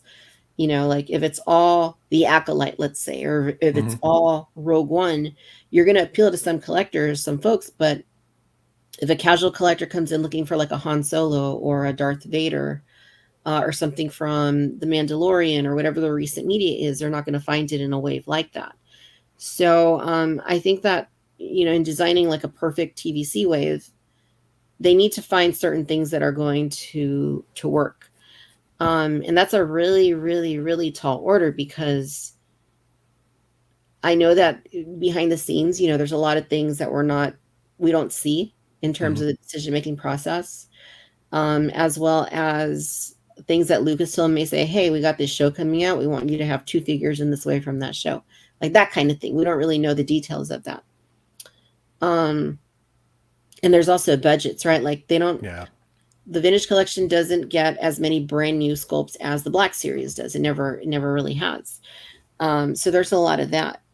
So I was thinking, like, how can we do something like what sort of a template can Hasbro use going forward when they're planning out a brand new wave that is going to hopefully be within the budget that they have, but also serve like the needs of collectors and the needs of casual buyers as well at retail. So I put together a little something, and I'm going to go ahead and pull this up. I made a good old-fashioned Word document. Oh, if you made another video, I was going to be so impressed. I was like, how many of those did you make? That's awesome. So let me talk a little bit about what this is. And to start off, like the figures that you see here aren't necessarily important. The categories are, though. Right. So I think that what a successful wave would look like is 6 figures, but each meeting a very specific need. And I'm going to start with number 1 right here. All right, so number 1, I feel like needs to be a definitive update to an original trilogy or a prequel trilogy character that people have been asking for a long time. Paul, so there's this campaign that's been going on for years now called Make the Mains for TVC. And people want to get, you know, their classic A New Hope Luke Skywalker, their Han Solo, their Ben Kenobi, their Princess Leia, C-3PO, all those guys, right? And the same for, you know, Revenge of the Sith. Like, you know, we need a new Anakin, a new Obi-Wan, a new Mace Windu, a new Yoda, a new Palpatine, all that stuff. And the way that Hasbro does it currently is they trickle things out like in such, like, it's really like, you know, we're just being like given like breadcrumbs every now and then, and it's not really satiating anybody when it comes to these main characters. So I think any ideal wave should try and have at least one of those characters, and the one that I put in here as an example only was Count Dooku, because this was probably one of the most major releases this year. Yeah, how long have we gone without like him? Give me a break. Yeah, and he's fabulous. He's an amazing figure. He did a good job. So it's figures like that. And I'm not saying main character. What I'm saying, if you look at my category, is major character. Sure. Because I think there is a difference. I think Count Dooku is a major character. He may not have been a main character per se, but he's a major character. I agree. I think the same could be said maybe for Lando Calrissian. or even like there's other characters too, I think that might fit that. Mace Windu. But then it could also be like a major character that is a main character, like Luke Skywalker, like Ben Kenobi, like Princess Leia, things like that. Sure. The second category that I have here is a long requested figure making their vintage collection debut. In my example here, Pre Vizsla was one of those figures because people have been asking for Pre Vizsla for years. And when they were doing March Madness, I guess it was last year, the year before, he came in at the top, Pre Vizsla. I remember So that. finally they made him, and he's an amazing figure, but he also benefits from using tooling that already existed from some of these Mandalorians that they've been making over the years, past few years. So by using that and creating a few new parts, retooling the figure, they're able to give us this brand new Pre Vizsla figure that checks off a big figure on the list. So that is something that I think, would be great in an ideal wave. The next one is a new media character. And that could be, whatever the current media is. A couple of years ago, it would have been Obi-Wan Kenobi. Last year, it would have been Mandalorian season 3, I guess, or right? Mandalore, yeah. This year, it would have been, it's going to be the Acolyte, right? At least this first part of, this part of the year that we're in, coming up on June. I like me personally, I feel like Hasbro should step back a little bit from new media characters because, if we end up with weird things sometimes, like, there was the Vel Sartha figure. Vel Sartha. Yep. That's exactly what I was going to say. Yeah. Right. And Morgan Elsbeth. Yeah. I don't, right. Yeah. And, they're nice figures, but they just don't really serve any purpose in the vintage collection, especially Vel. Like, she doesn't fit with anything. I'm pretty sure that was just Lucasfilm saying, hey, you guys should make this figure, something like that. But I think Lucasfilm needs to be a little more thoughtful with how the vintage collection operates because it's a world building line. And, those people that are trying to world build need characters that are going to fit with what they already have. And, what they want to build out those scenes on the shelves. And I think a new media character, they need to be, we're never not going to get new media characters, right? So I completely accept that. And that's why I have this on this list is there should be a slot for a new media character to kind of fill that void. It shouldn't be a whole wave of new media characters. It shouldn't be 4 new media characters that from like the Acolyte or something we haven't seen that we don't know if we're going to like, right? That's why I kind of feel like Hasbro should kind of step back on doing new stuff until they see what the reception is and hear what fans have to say. And I mean, it's nice that we got like Hera and Ahsoka and Chopper and some of those last year, but we still haven't gotten Balin. We still haven't gotten Shin, which are probably the two that people want more than any other figure from that show. That's a crime that we don't have those two. That's just a downright crime. Yes, or even the Bad Batch. It's like, why are we still waiting for the Bad Batch? Yeah, all this time. We got Hunter to go with Vel, I guess. I don't even know. Yeah. There you go. She can be on the shelf of Misfit Toys. Exactly. So, again, the details are not important. For this example, I put, I guess, May or Mai is the character from the Acolyte. So, okay, slot one figure in. Don't overwhelm us with new characters we don't know. But, if you need to put one in, okay, make it one. And then when the next wave comes, maybe there's another one or something. The fourth one that I have here is a supplemental figure that helps to build out an existing collection. And in this example, I have Chirrut Imwe from Rogue One, because when he came out, he was a very important character. We already had Jyn Erso, we already had Cassian Andor, we already had, that might have been all we had actually. But we got Chirrut Imwe, and I think in the same way we got K2SO, which was awesome. And since then, I gotta look back at the shop. Right. Yeah. That's kind of it. That's all we have. Yeah. Yep. I think so we still need like Baze Malbus. We still need. Right. We finally got Krennic about 6 months ago too. Yeah. Yeah, we did get Krennic. Krennic's awesome. And we still need Bodhi Rook. So I think like an ideal wave should have a supplemental figure that we need to finish out an existing scene, because Rogue One hasn't, that crew hasn't been finished. The crew from Solo hasn't been finished. Oh, don't get me You know, started. if we go into the sequel trilogy, there's stuff there that hasn't been finished. A New Hope, obviously, we're still waiting for like Luke Skywalker, Han Solo, Ben Kenobi, those C-3PO, those guys. Right.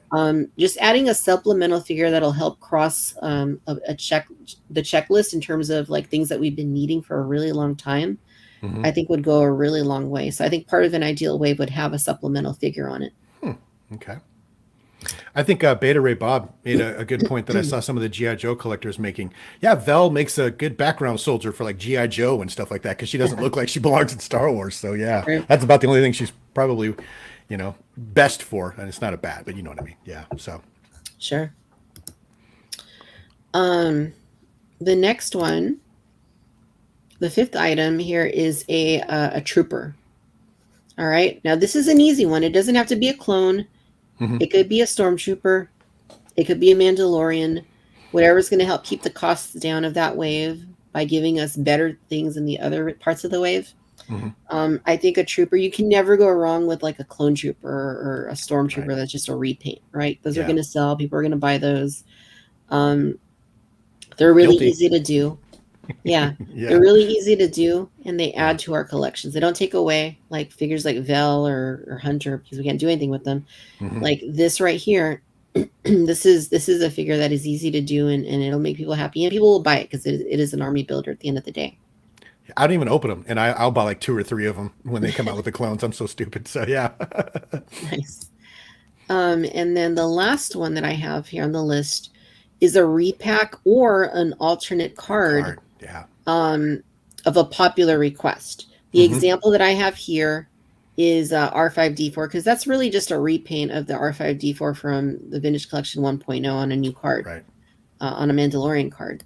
But there are plenty of figures from the Vintage Collection 1.0 that could be brought in today that would do pretty well just as a re-release. They did a few like that, like the Echo Base Trooper a few years back. Like the Hoth Trooper.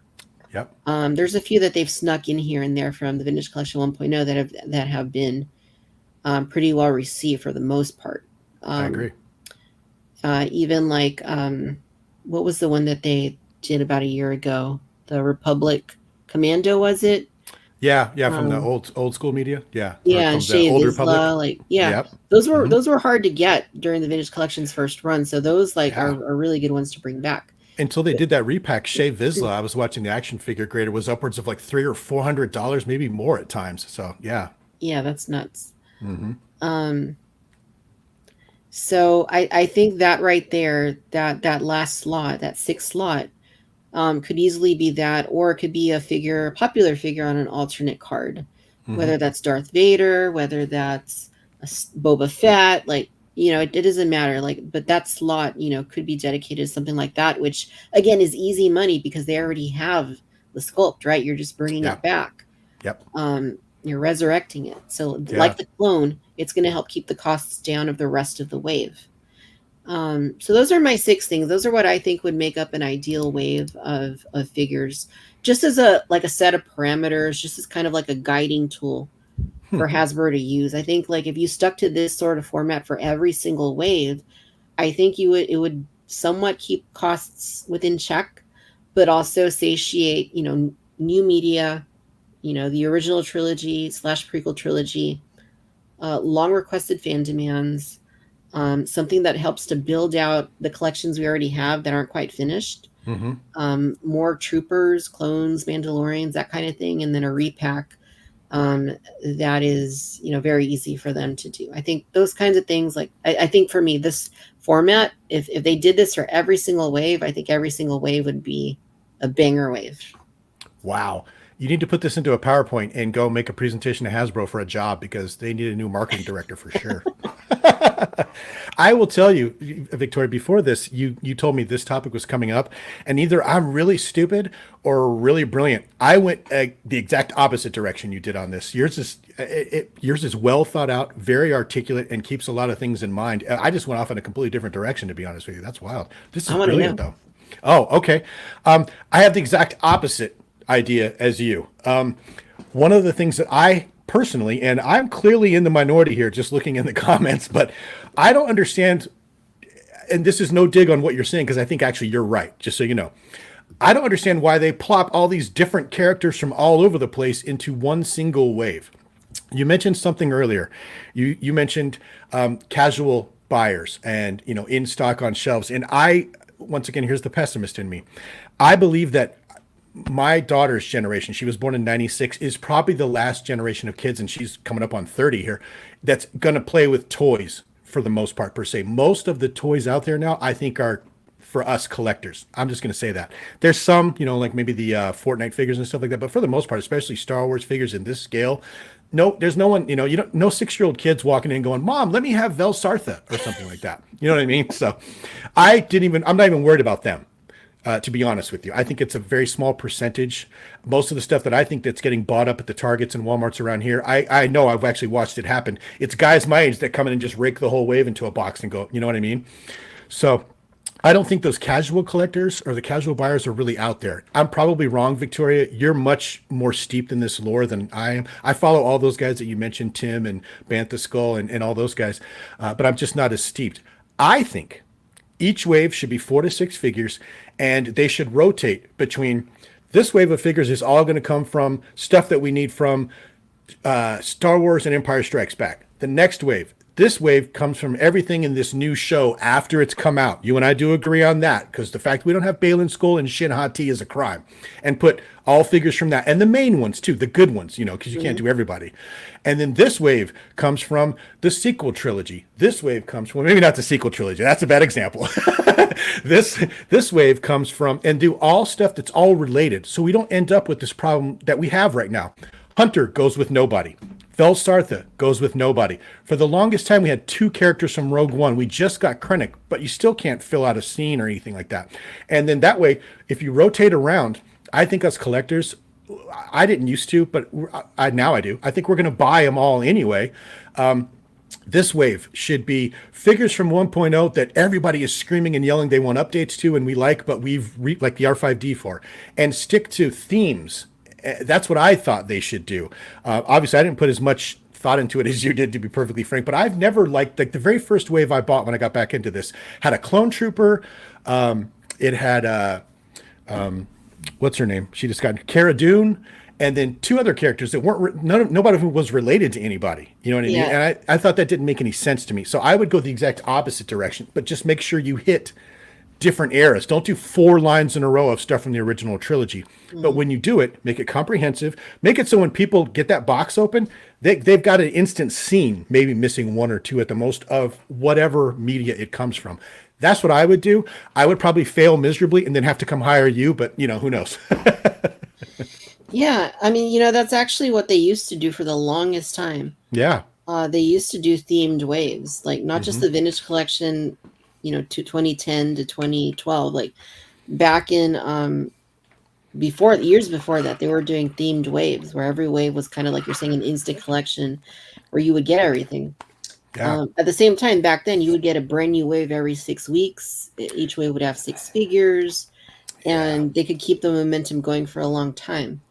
And I like the idea. Actually, when I had Steve Evans from Hasbro on Social Hour back in March, I asked him about that. I said, would you guys ever go back, or would that be feasible? And he said, I think he said something like he doesn't see why it wouldn't work these days. Right. So maybe it's something they're looking at. I don't know. But yeah, like you're right about the retail. Like it's not kids going in there looking at the vintage collection, right? It's right. Collectors who are looking for them. Those that still, not me, but those who still live by the thrill of the hunt. It's those folks. It's folks that are I don't know how many scalpers there are these days for stuff like this. I know they still exist Yeah. for like Funko and other certain things. Yeah, This this I has don't died know. down significantly since Yeah. that observation that I made earlier was during the lockdown. Like there would be guys lined up when I would walk over to our Target Yeah. at 7 o'clock in the morning, waiting to just get everything. It's died way down, I will admit. But a couple of people are saying it in the comments. I just really think, and you kind of agree with me. I think the casual buyer for most of this kind of stuff just isn't really out there anymore. Right. What do I know?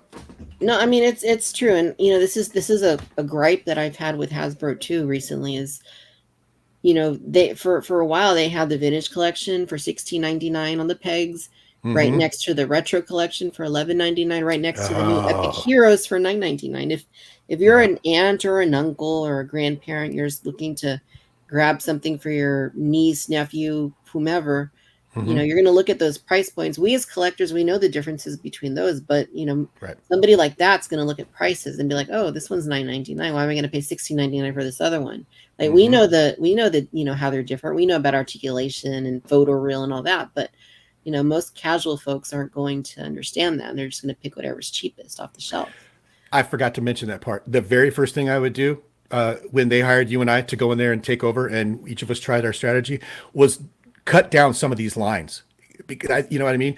I think Tim over at Boss Bounty, you mentioned him. He's constantly like, I don't need retro figures. Why are we Then again, one of my buddies in Canada lives or dies by them. So, but I would cut out and just get it down to maybe 2-3 lines at the most. But now we got Micro Galaxy. Now you got this stuff. Yeah, I bought it because it's a Stormtrooper. But I mean, you're absolutely correct. We're spending money in places that I think we should really just specialize as Hasbro and get it down to just a couple of key things that we know people are going to collect and buy. Mm-hmm. Yeah, no, it's true. Like things like retro, I mean, maybe there's a place for lines like that, but online probably I think would probably be the best outlet, because you're not going to have like a grandparent looking for a retro collection figure of Reva from Obi-Wan Kenobi, right? Like, Right? it just doesn't make Oh, sense. So that's kind of stuff should yeah. just be online. I don't know about Um, where you are, but I live in Metro Phoenix, so there's a Target every 2 blocks. So if I spend an hour going down this one road we have called Bell Road, I can hit 5 or 6 Walmarts and 5 or 6 Targets. Not exaggerating. And in every one of them, those retro collections are just stacked on the pegs. They're all over the floor. They're everywhere. So I don't know. Maybe they did well somewhere else, but I would get rid of them. But that's just me. yeah. Yeah. So I still like the idea of themed waves, and I think in a perfect world, they could still do that. But Mm-hmm. I don't know that I think there's just been so much content at this point in time that I don't know that it's feasible anymore to do that, Yeah. because I think you need to cast the widest net possible. And I think, if you at least create a slot in each wave that appeals to a different, segment of collectors, I Mm-hmm. think maybe that might have the best recipe for like a successful wave, especially when they're like 4 Yeah. months apart these days, right? Yeah, Um, mine works better if you can get in 6 to 8 waves a year for sure. I'll give you yeah, that. And then I'm sitting here watching you very definitively and with a great level of articulation explain why you would do your idea. And by the time you were done, I'm like, yeah, actually that makes more, you know what I mean? So it's a good argument. I have too much time on my hands, like I said. Fair enough. But it was an excellent presentation. I give you an A. We are all smarter in the room for having heard you. Well, thank you. We could use that in the cantina sometimes. Yes. Yeah. I guess I also want to kind of reiterate something that, I know I touched on it last week. It was the 25th anniversary on Sunday of the Phantom Menace, like the actual Mm-hmm. anniversary day. Yeah. And Hasbro went without anything in the vintage collection, no pipelines, nothing. God, While the yeah. Black Series got stuff, the retro collection Mm-hmm. got a whole wave. The Lego did stuff, Hot Toys did stuff, Yep. SH Figure Arts did stuff. Yep. For whatever reason, the original line that people were collecting back in 1999, the 3 3/4 inch line that has evolved into the vintage collection today, was Mm-hmm. completely neglected. And I think that's heartbreaking Yeah. and quite unacceptable, to be quite frank. Like I said, and you mentioned it earlier, we're not behind the scenes. We don't know what's going on. We don't know why they're making decisions. I just have a hard time thinking and believing that there's a high level of competence or attention being paid or interest in the TVC or some combination thereof. Because you hit it spot on. I mean, it was like crickets out there for us. But what am I going to do? Yeah, and I don't think anybody was asking for like a wave of 8 brand new Phantom Menace series. I don't think that's a good Right? idea. Yeah. But you could at least pipeline a couple, like, that May the Right. 4th live stream that they did, like, we know it's the 25th anniversary of the Phantom Menace. We want to tell you, collectors, we got stuff coming. So we're Mhm. going to debut right now Queen Yeah. Amidala and Qui-Gon Jinn, just whatever it is. Like for me, that would have been pretty Right. fairly sufficient. It'd be better to have something Yeah. in hand, like right at the same time. But like that would have been like I would have been a little more placated with at least just something like that. Like, oh, okay, Sure. they're actually paying attention to that. But crickets, right? Like, Yeah. or Yeah. in this case lately, I guess not crickets, but cicadas. But Cicadas, yeah. Yeah. Welcome to Arizona, yeah, for sure. Yeah, just a Mace Windu figure that doesn't have his mouth screaming or something, anything. You know what I'm saying? Like, because I have both. I think there was 2 in that line. I have both of those. That's what started this all back up for me. And both of them, it's like, man, they didn't do Sam any justice here. So whatever.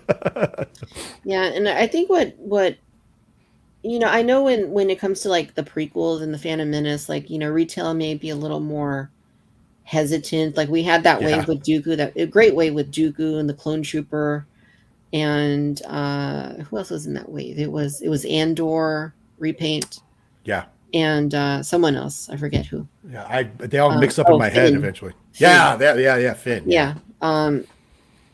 Like that was like retail that didn't make it to retail, and I think retail does have an adversity these days to taking on prequels, to taking on sequels, because that stuff, if you look at if they look at their market, at their data from their sales data from past years, they're probably going to see, oh, well, it didn't do so well. We don't need to take on more. So I can kind of see why that was online only.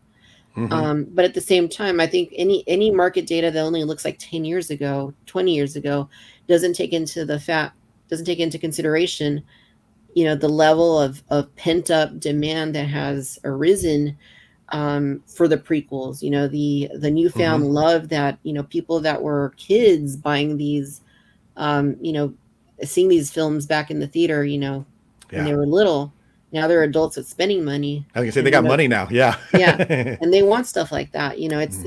I commented this thing too I made a post on Instagram for the anniversary on Sunday, but when you think of the vintage folks that were buying the Power of the Force 2, I'm right here. I can hear you, Victoria.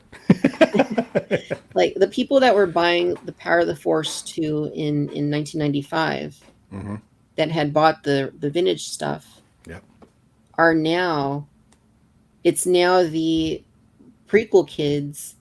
It's the same thing. The kids that were buying the prequel stuff in the early 2000s are now the adults buying the vintage collection, right?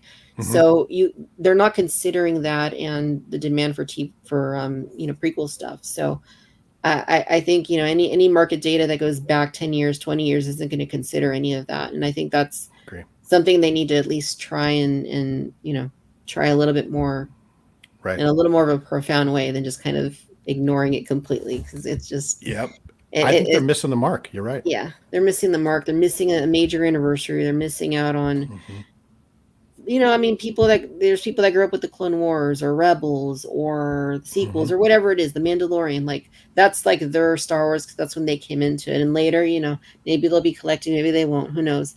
But kids that were around back in the 90s, 2000s, like, we were majorly into toys, and obviously we're still here buying them, so they're kind of missing the boat.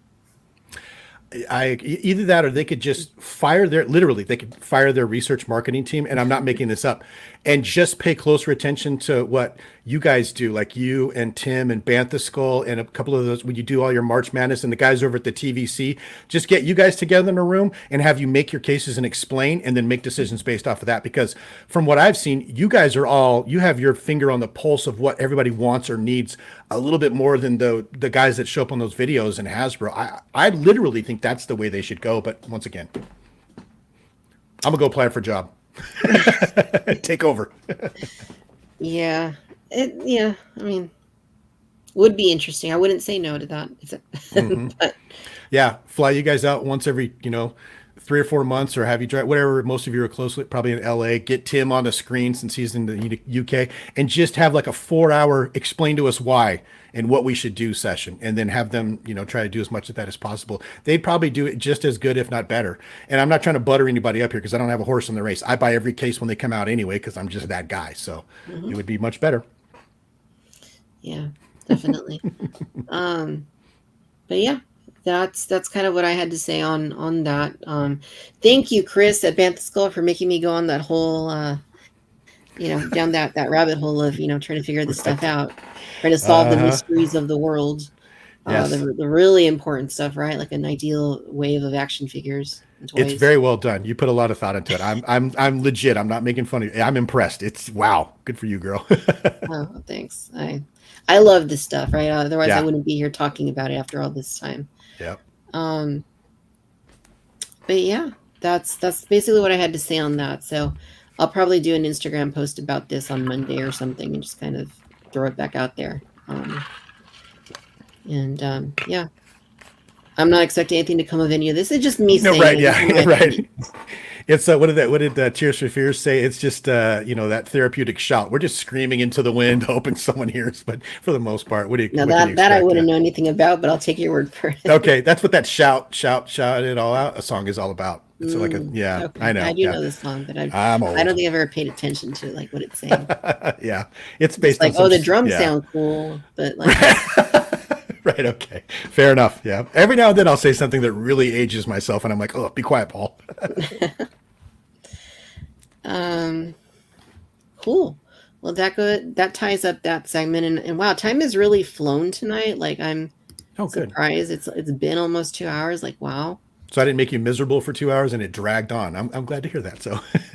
No. So Okay. we're gonna go into new acquisitions. Like, what brand new things have we been adding to our collections? And Paul, I'll let you go first. Has there been anything recent that you've added to your collection?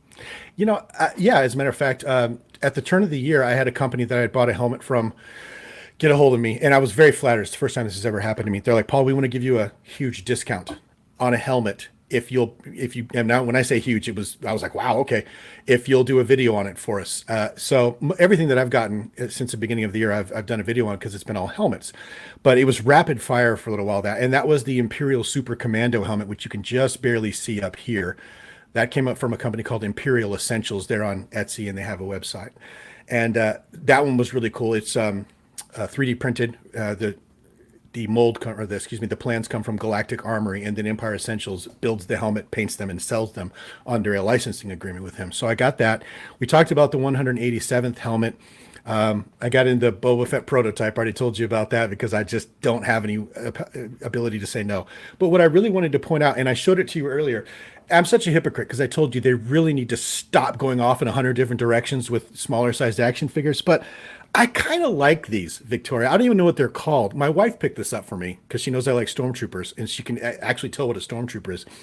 But this stays out. They did a really good job, and it looks good. And I like the cartoony type cards on these. Am I going to buy any more of them? No, but I just wanted to point out that I did pick that up. So as much crap as I talk about Hasbro, every now and then, all right, I got to swallow my pride and go, this is really cool. So this is kind of one of my fun pickups here recently that my wife got for me. Yeah, these are the epic heroes, is what this line's called. Epic heroes. I did know that. And I think I showed it already, but I bought one too. I bought the Mandalorian. And the only reason I bought him is because I wanted the dark saber that he can do, because it looks cool. Do you remember when Moff Gideon came out and he had the dark saber, and that was the only place you could get it? People were buying 3 or 4 of them so they could get the dark saber out of it and put him in the box. Yeah, I remember that. So nice. It's a horrible dark saber. She looks like a wet noodle. It did, yeah. It was like all we had, so people were posing it with other characters. Yeah, I remember. Yeah, no, this one's a lot better. I still haven't put it in like a TVC figure's hand yet, but I will. Nice. Yeah. Very nice. See a few folks that have trickled in. Susan, how's it going? Thank you glad that you made it. Very cool, very cool. So I did get some stuff, and I showed the drum kit on my droid already. That was very cool. That. But I'm gonna jump over to my Instagram because I did get the latest wave of yours came in. Mine's still shipped.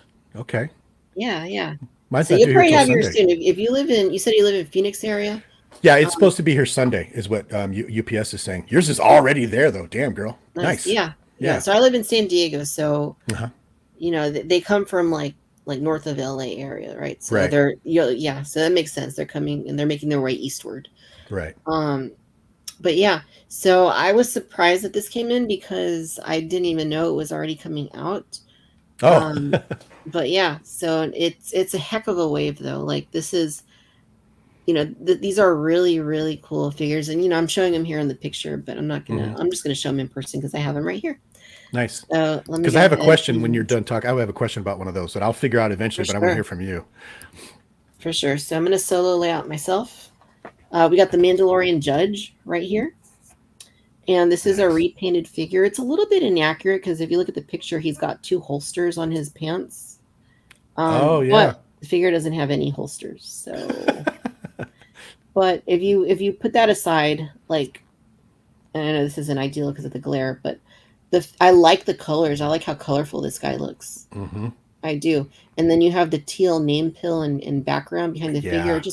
It's a very colorful thing because TVC isn't always the most colorful line, but like this gives us a nice bit of color. Mm-hmm. And he's a fun looking figure. So there's that. From Jedi Survivor, you get Cal Kestis. And That's yeah. the question I have. That's the figure I have a question about if you have a second. Of course. Is that just Director Krennic with the Cal Kestis head that we just recently got? Yep. Okay, which I don't have a problem with. I'm happy to have as many Imperial looking people as they can give me.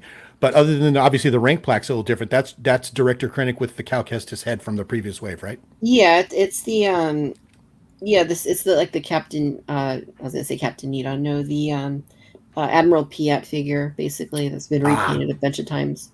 Yep. Okay. And then and then the accessories are reused. It's the lightsaber you had before. BD1 is the same BD1 from before, just repainted. Mm-hmm. You get the lightsaber hilt and you get a blaster. So nice chunk of accessories with Cal Kestis. Yeah, that's a good money maker. Yeah. Because the back. Yeah. I don't know if I showed the back of the Mandalorian Judge, but You here's did the back not. of that guy right there. That teal looks so good. It looks great. They need to use that color more often. Yeah. They need to use pink more often too, like the Power Droid from a few years ago. Right. A hot pink. I liked it. From Ahsoka, we have Ezra Bridger. And this one here is so in the show, if you've seen it, you know that you only see the hologram. Like that's the only thing that you see of him. Right. And it's not even quite as big as you see it like here on this picture. Like this is more detail than we see in the actual show. Yeah. The figure isn't 100% based on that though. Like if you look at him, he looks more like the animated. And again, this isn't the best way to see it. But he looks more like the animated Ezra than he does from that hologram right there. Agree. But I think there is some reuse here from the one that's going to come with the Ghost, which makes sense. You get both lightsabers and you get a blaster. I will say that the lightsabers, the hilts look really small to me. Okay. Like they look short. The blades look long, but the hilts look short. Oh, you know what? Yeah, you're right. The blade looks a little out of scale. Yeah. It's going to be like that 90s thing all over again. Long blade, like short Here we blade, go. long tray, all that stuff. Yeah. 0.00, 0.01. This is the back of Ezra. Nice. And I got to say, it's really nice to have this character in the vintage collection after all these years. Right. But then from Rebels, we get Kanan Jarrus. Nice. He is very nice. The card is great. It's interesting how, they're just going full animated with some of these cards because for the longest time they were trying to do realistic interpretations, but now it's just like, no, we're just going to use from the animation. The figure itself is nice looking. He comes with his blaster. He comes with the unlit saber and then the lit saber. Same thing. Yeah. Kind of a long blade, but short hilt. I don't know if this is a new thing for TVC, but it is kind of a curiosity. I wonder if it's like, you remember that Boba Fett figure came out with no chest readout and then they redid it with the chest readout. I wonder if they're going to redo these with the more appropriate lightsaber and you'll have 2 you have to pick up. Yeah. This is the back right here. And no, the figure does not look like Freddie Prinze Jr. It's just the animated Kanan. It looks nice. I think they did a good job on the figure, and I think there is some reuse from the one that comes with the ghost as well, which makes sense for budgetary reasons. I dig it, and this is the second Rebels carded figure we've gotten, other than Thrawn. Thrawn was the first one. Right. Now we have Zeb also in the deluxe format, but that's a deluxe figure. Yeah. So yeah, these are the 4 figures from the latest wave. And of course I have 8 because I bought a case. 1 set to open, 1 set to keep carded because that's how I roll. Trying to find a good way to swallow them at once and failing miserably. You need some of those hands like on that Jurassic Park figure girl. I need cankle wrists, yeah. Right.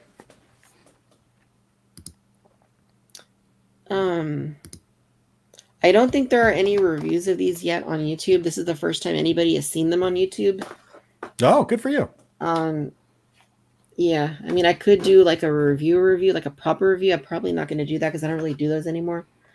So yeah, I used to do all my figures too, and then I was like,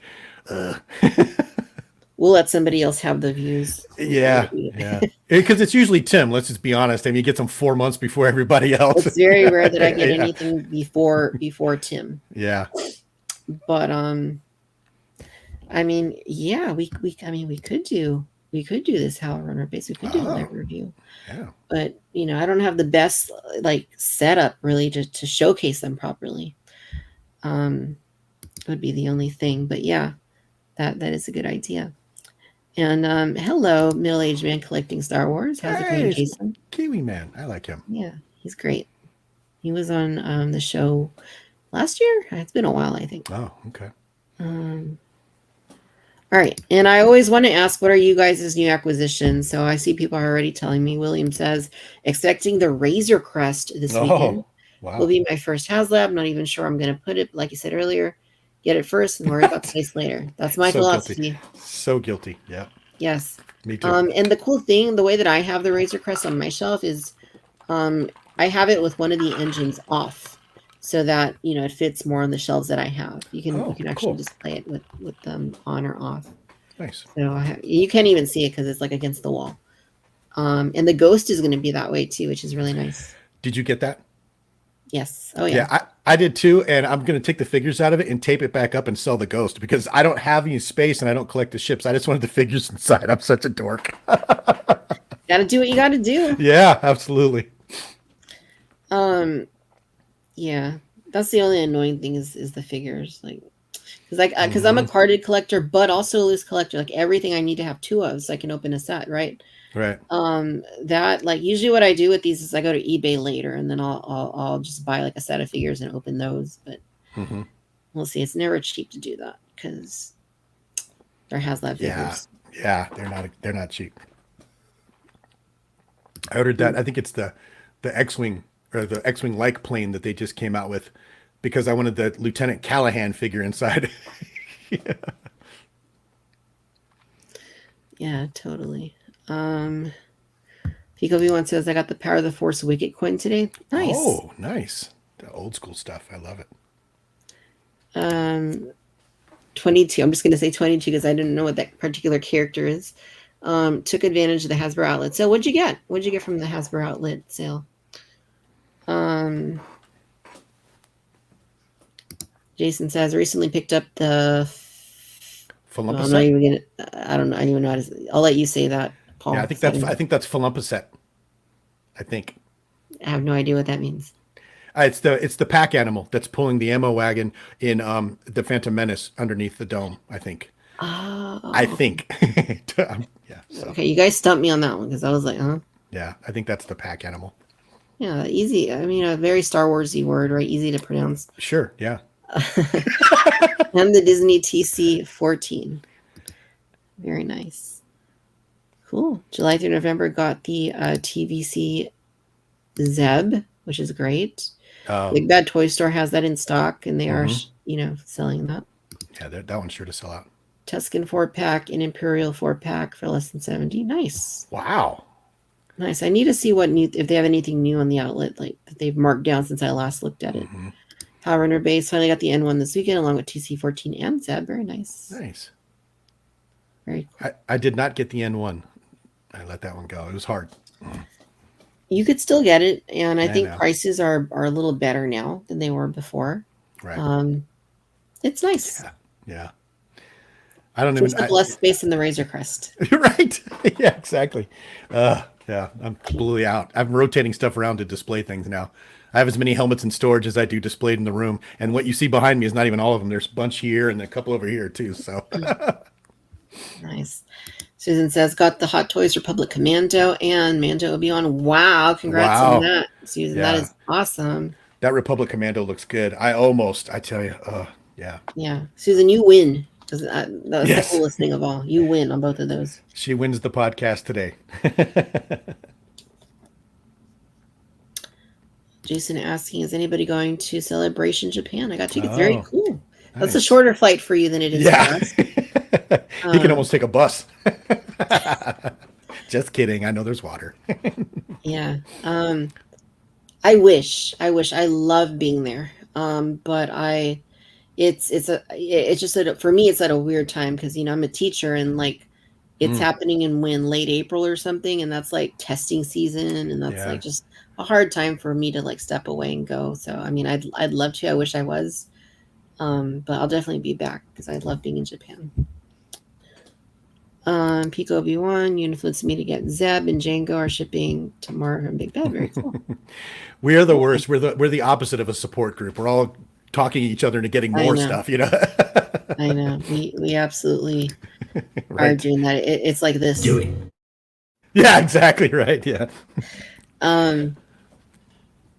Yeah, no, that is very cool. Pico B1. Oh, and for that Django, just FYI, anybody that wants that Django, I think as of last I checked, which was like a week ago now, Big Bad Toy Store was the last store to be carrying that figure because Hasbro Pulse, Amazon, Entertainment are all sold out of that Django. It's expensive. It's overpriced, but if you want it, don't sleep on it because I don't think that's going to last very long. Yeah. I refuse to buy the deluxe figures. I don't even buy them. I don't know what it is about me. I'm like, I'm not doing it. Just only on cards. Gotta do what you gotta do. Yep. And then I'll buy a whole, ship just to get 4 figures inside. So I don't know. I'm not an intelligent man. So That's true, Jason. Every war is a long flight from New Zealand. Tokyo is only 12 hours. Actually, no, it's about the same then for us. Yeah. I always forget though, like Southern Hemisphere, Northern Hemisphere. It's not just that side of the world; it's also different hemispheres. Yeah, that's fair enough. I forget too. Yeah, I need to go back to New Zealand. I want to go back really bad. I've never been. It looks beautiful. It is amazing. Wow. I'm definitely gonna go back, and I want to say hi to Jason when I get there. Yeah. Got to get the that'd be selfie. It'd be awesome. Yep. Awesome. Well, I think that does it. Paul, did you have anything else you wanted to bring up or any other things you wanted to note? No, ma'am. I just wanted to thank you for having me. It's been a blast. I love talking about this stuff. So thank you very much for having me on. And everybody's been super supportive. No one threw a chair or a shot glass at me. So it's been great. Yeah. No one's done that, which is always a good thing. Well, cool. Paul, thank you for coming on tonight and hanging out with me here in the cantina. Absolutely. Thank you for having me. As I said, I appreciated it. For sure. And, we have your links down below to your YouTube, to your Twitter. So you guys definitely check out Paul's channel if you haven't already. And definitely want to thank you guys for hanging out with us tonight. I see one more acquisition. I'm just going to go ahead and throw it up really quick. Blade Kemp. Good job. Nice. Stoked. Yeah, we appreciate you guys very much. Thank you for being with us. And especially you've been tuning in through the whole show. I don't know how you survived. I feel sorry for you, but thank you for hanging in there. Hope I didn't torture you too badly. And even if you just peeked in to see what was, going on, just a quick peek in the door to see what was going on. Thank you. Definitely subscribe to the channel if you're not already. Hit the like button if you can. If it's not too hard to do that, we appreciate that as well. It does help, believe it or not. And yeah. Paul, other than YouTube, Twitter's, or anywhere else that you're online that people can go look you up? No, believe it or not, I'm for a number of different reasons, which we don't need to get into here because you don't have another 20 minutes. I only have Twitter or X, whatever it's called now, and my YouTube channel. I'm just small and compact, streamlined operation. Awesome. Right on. So, okay. So we got everything down there. You guys, thanks again. Paul, thank you again. And Paul, this was great. Let's have you on again in the future for sure. This was fun. It was a lot of fun. Love to come back. Awesome.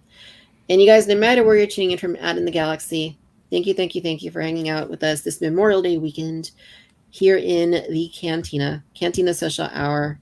No matter what planet you're on, galaxy, we don't care. We're just glad that you're here and that you've been hanging out with us tonight. Be well, be safe. May the Force be with you. And we will catch you on the next stream next week. Take care, everybody. Have a great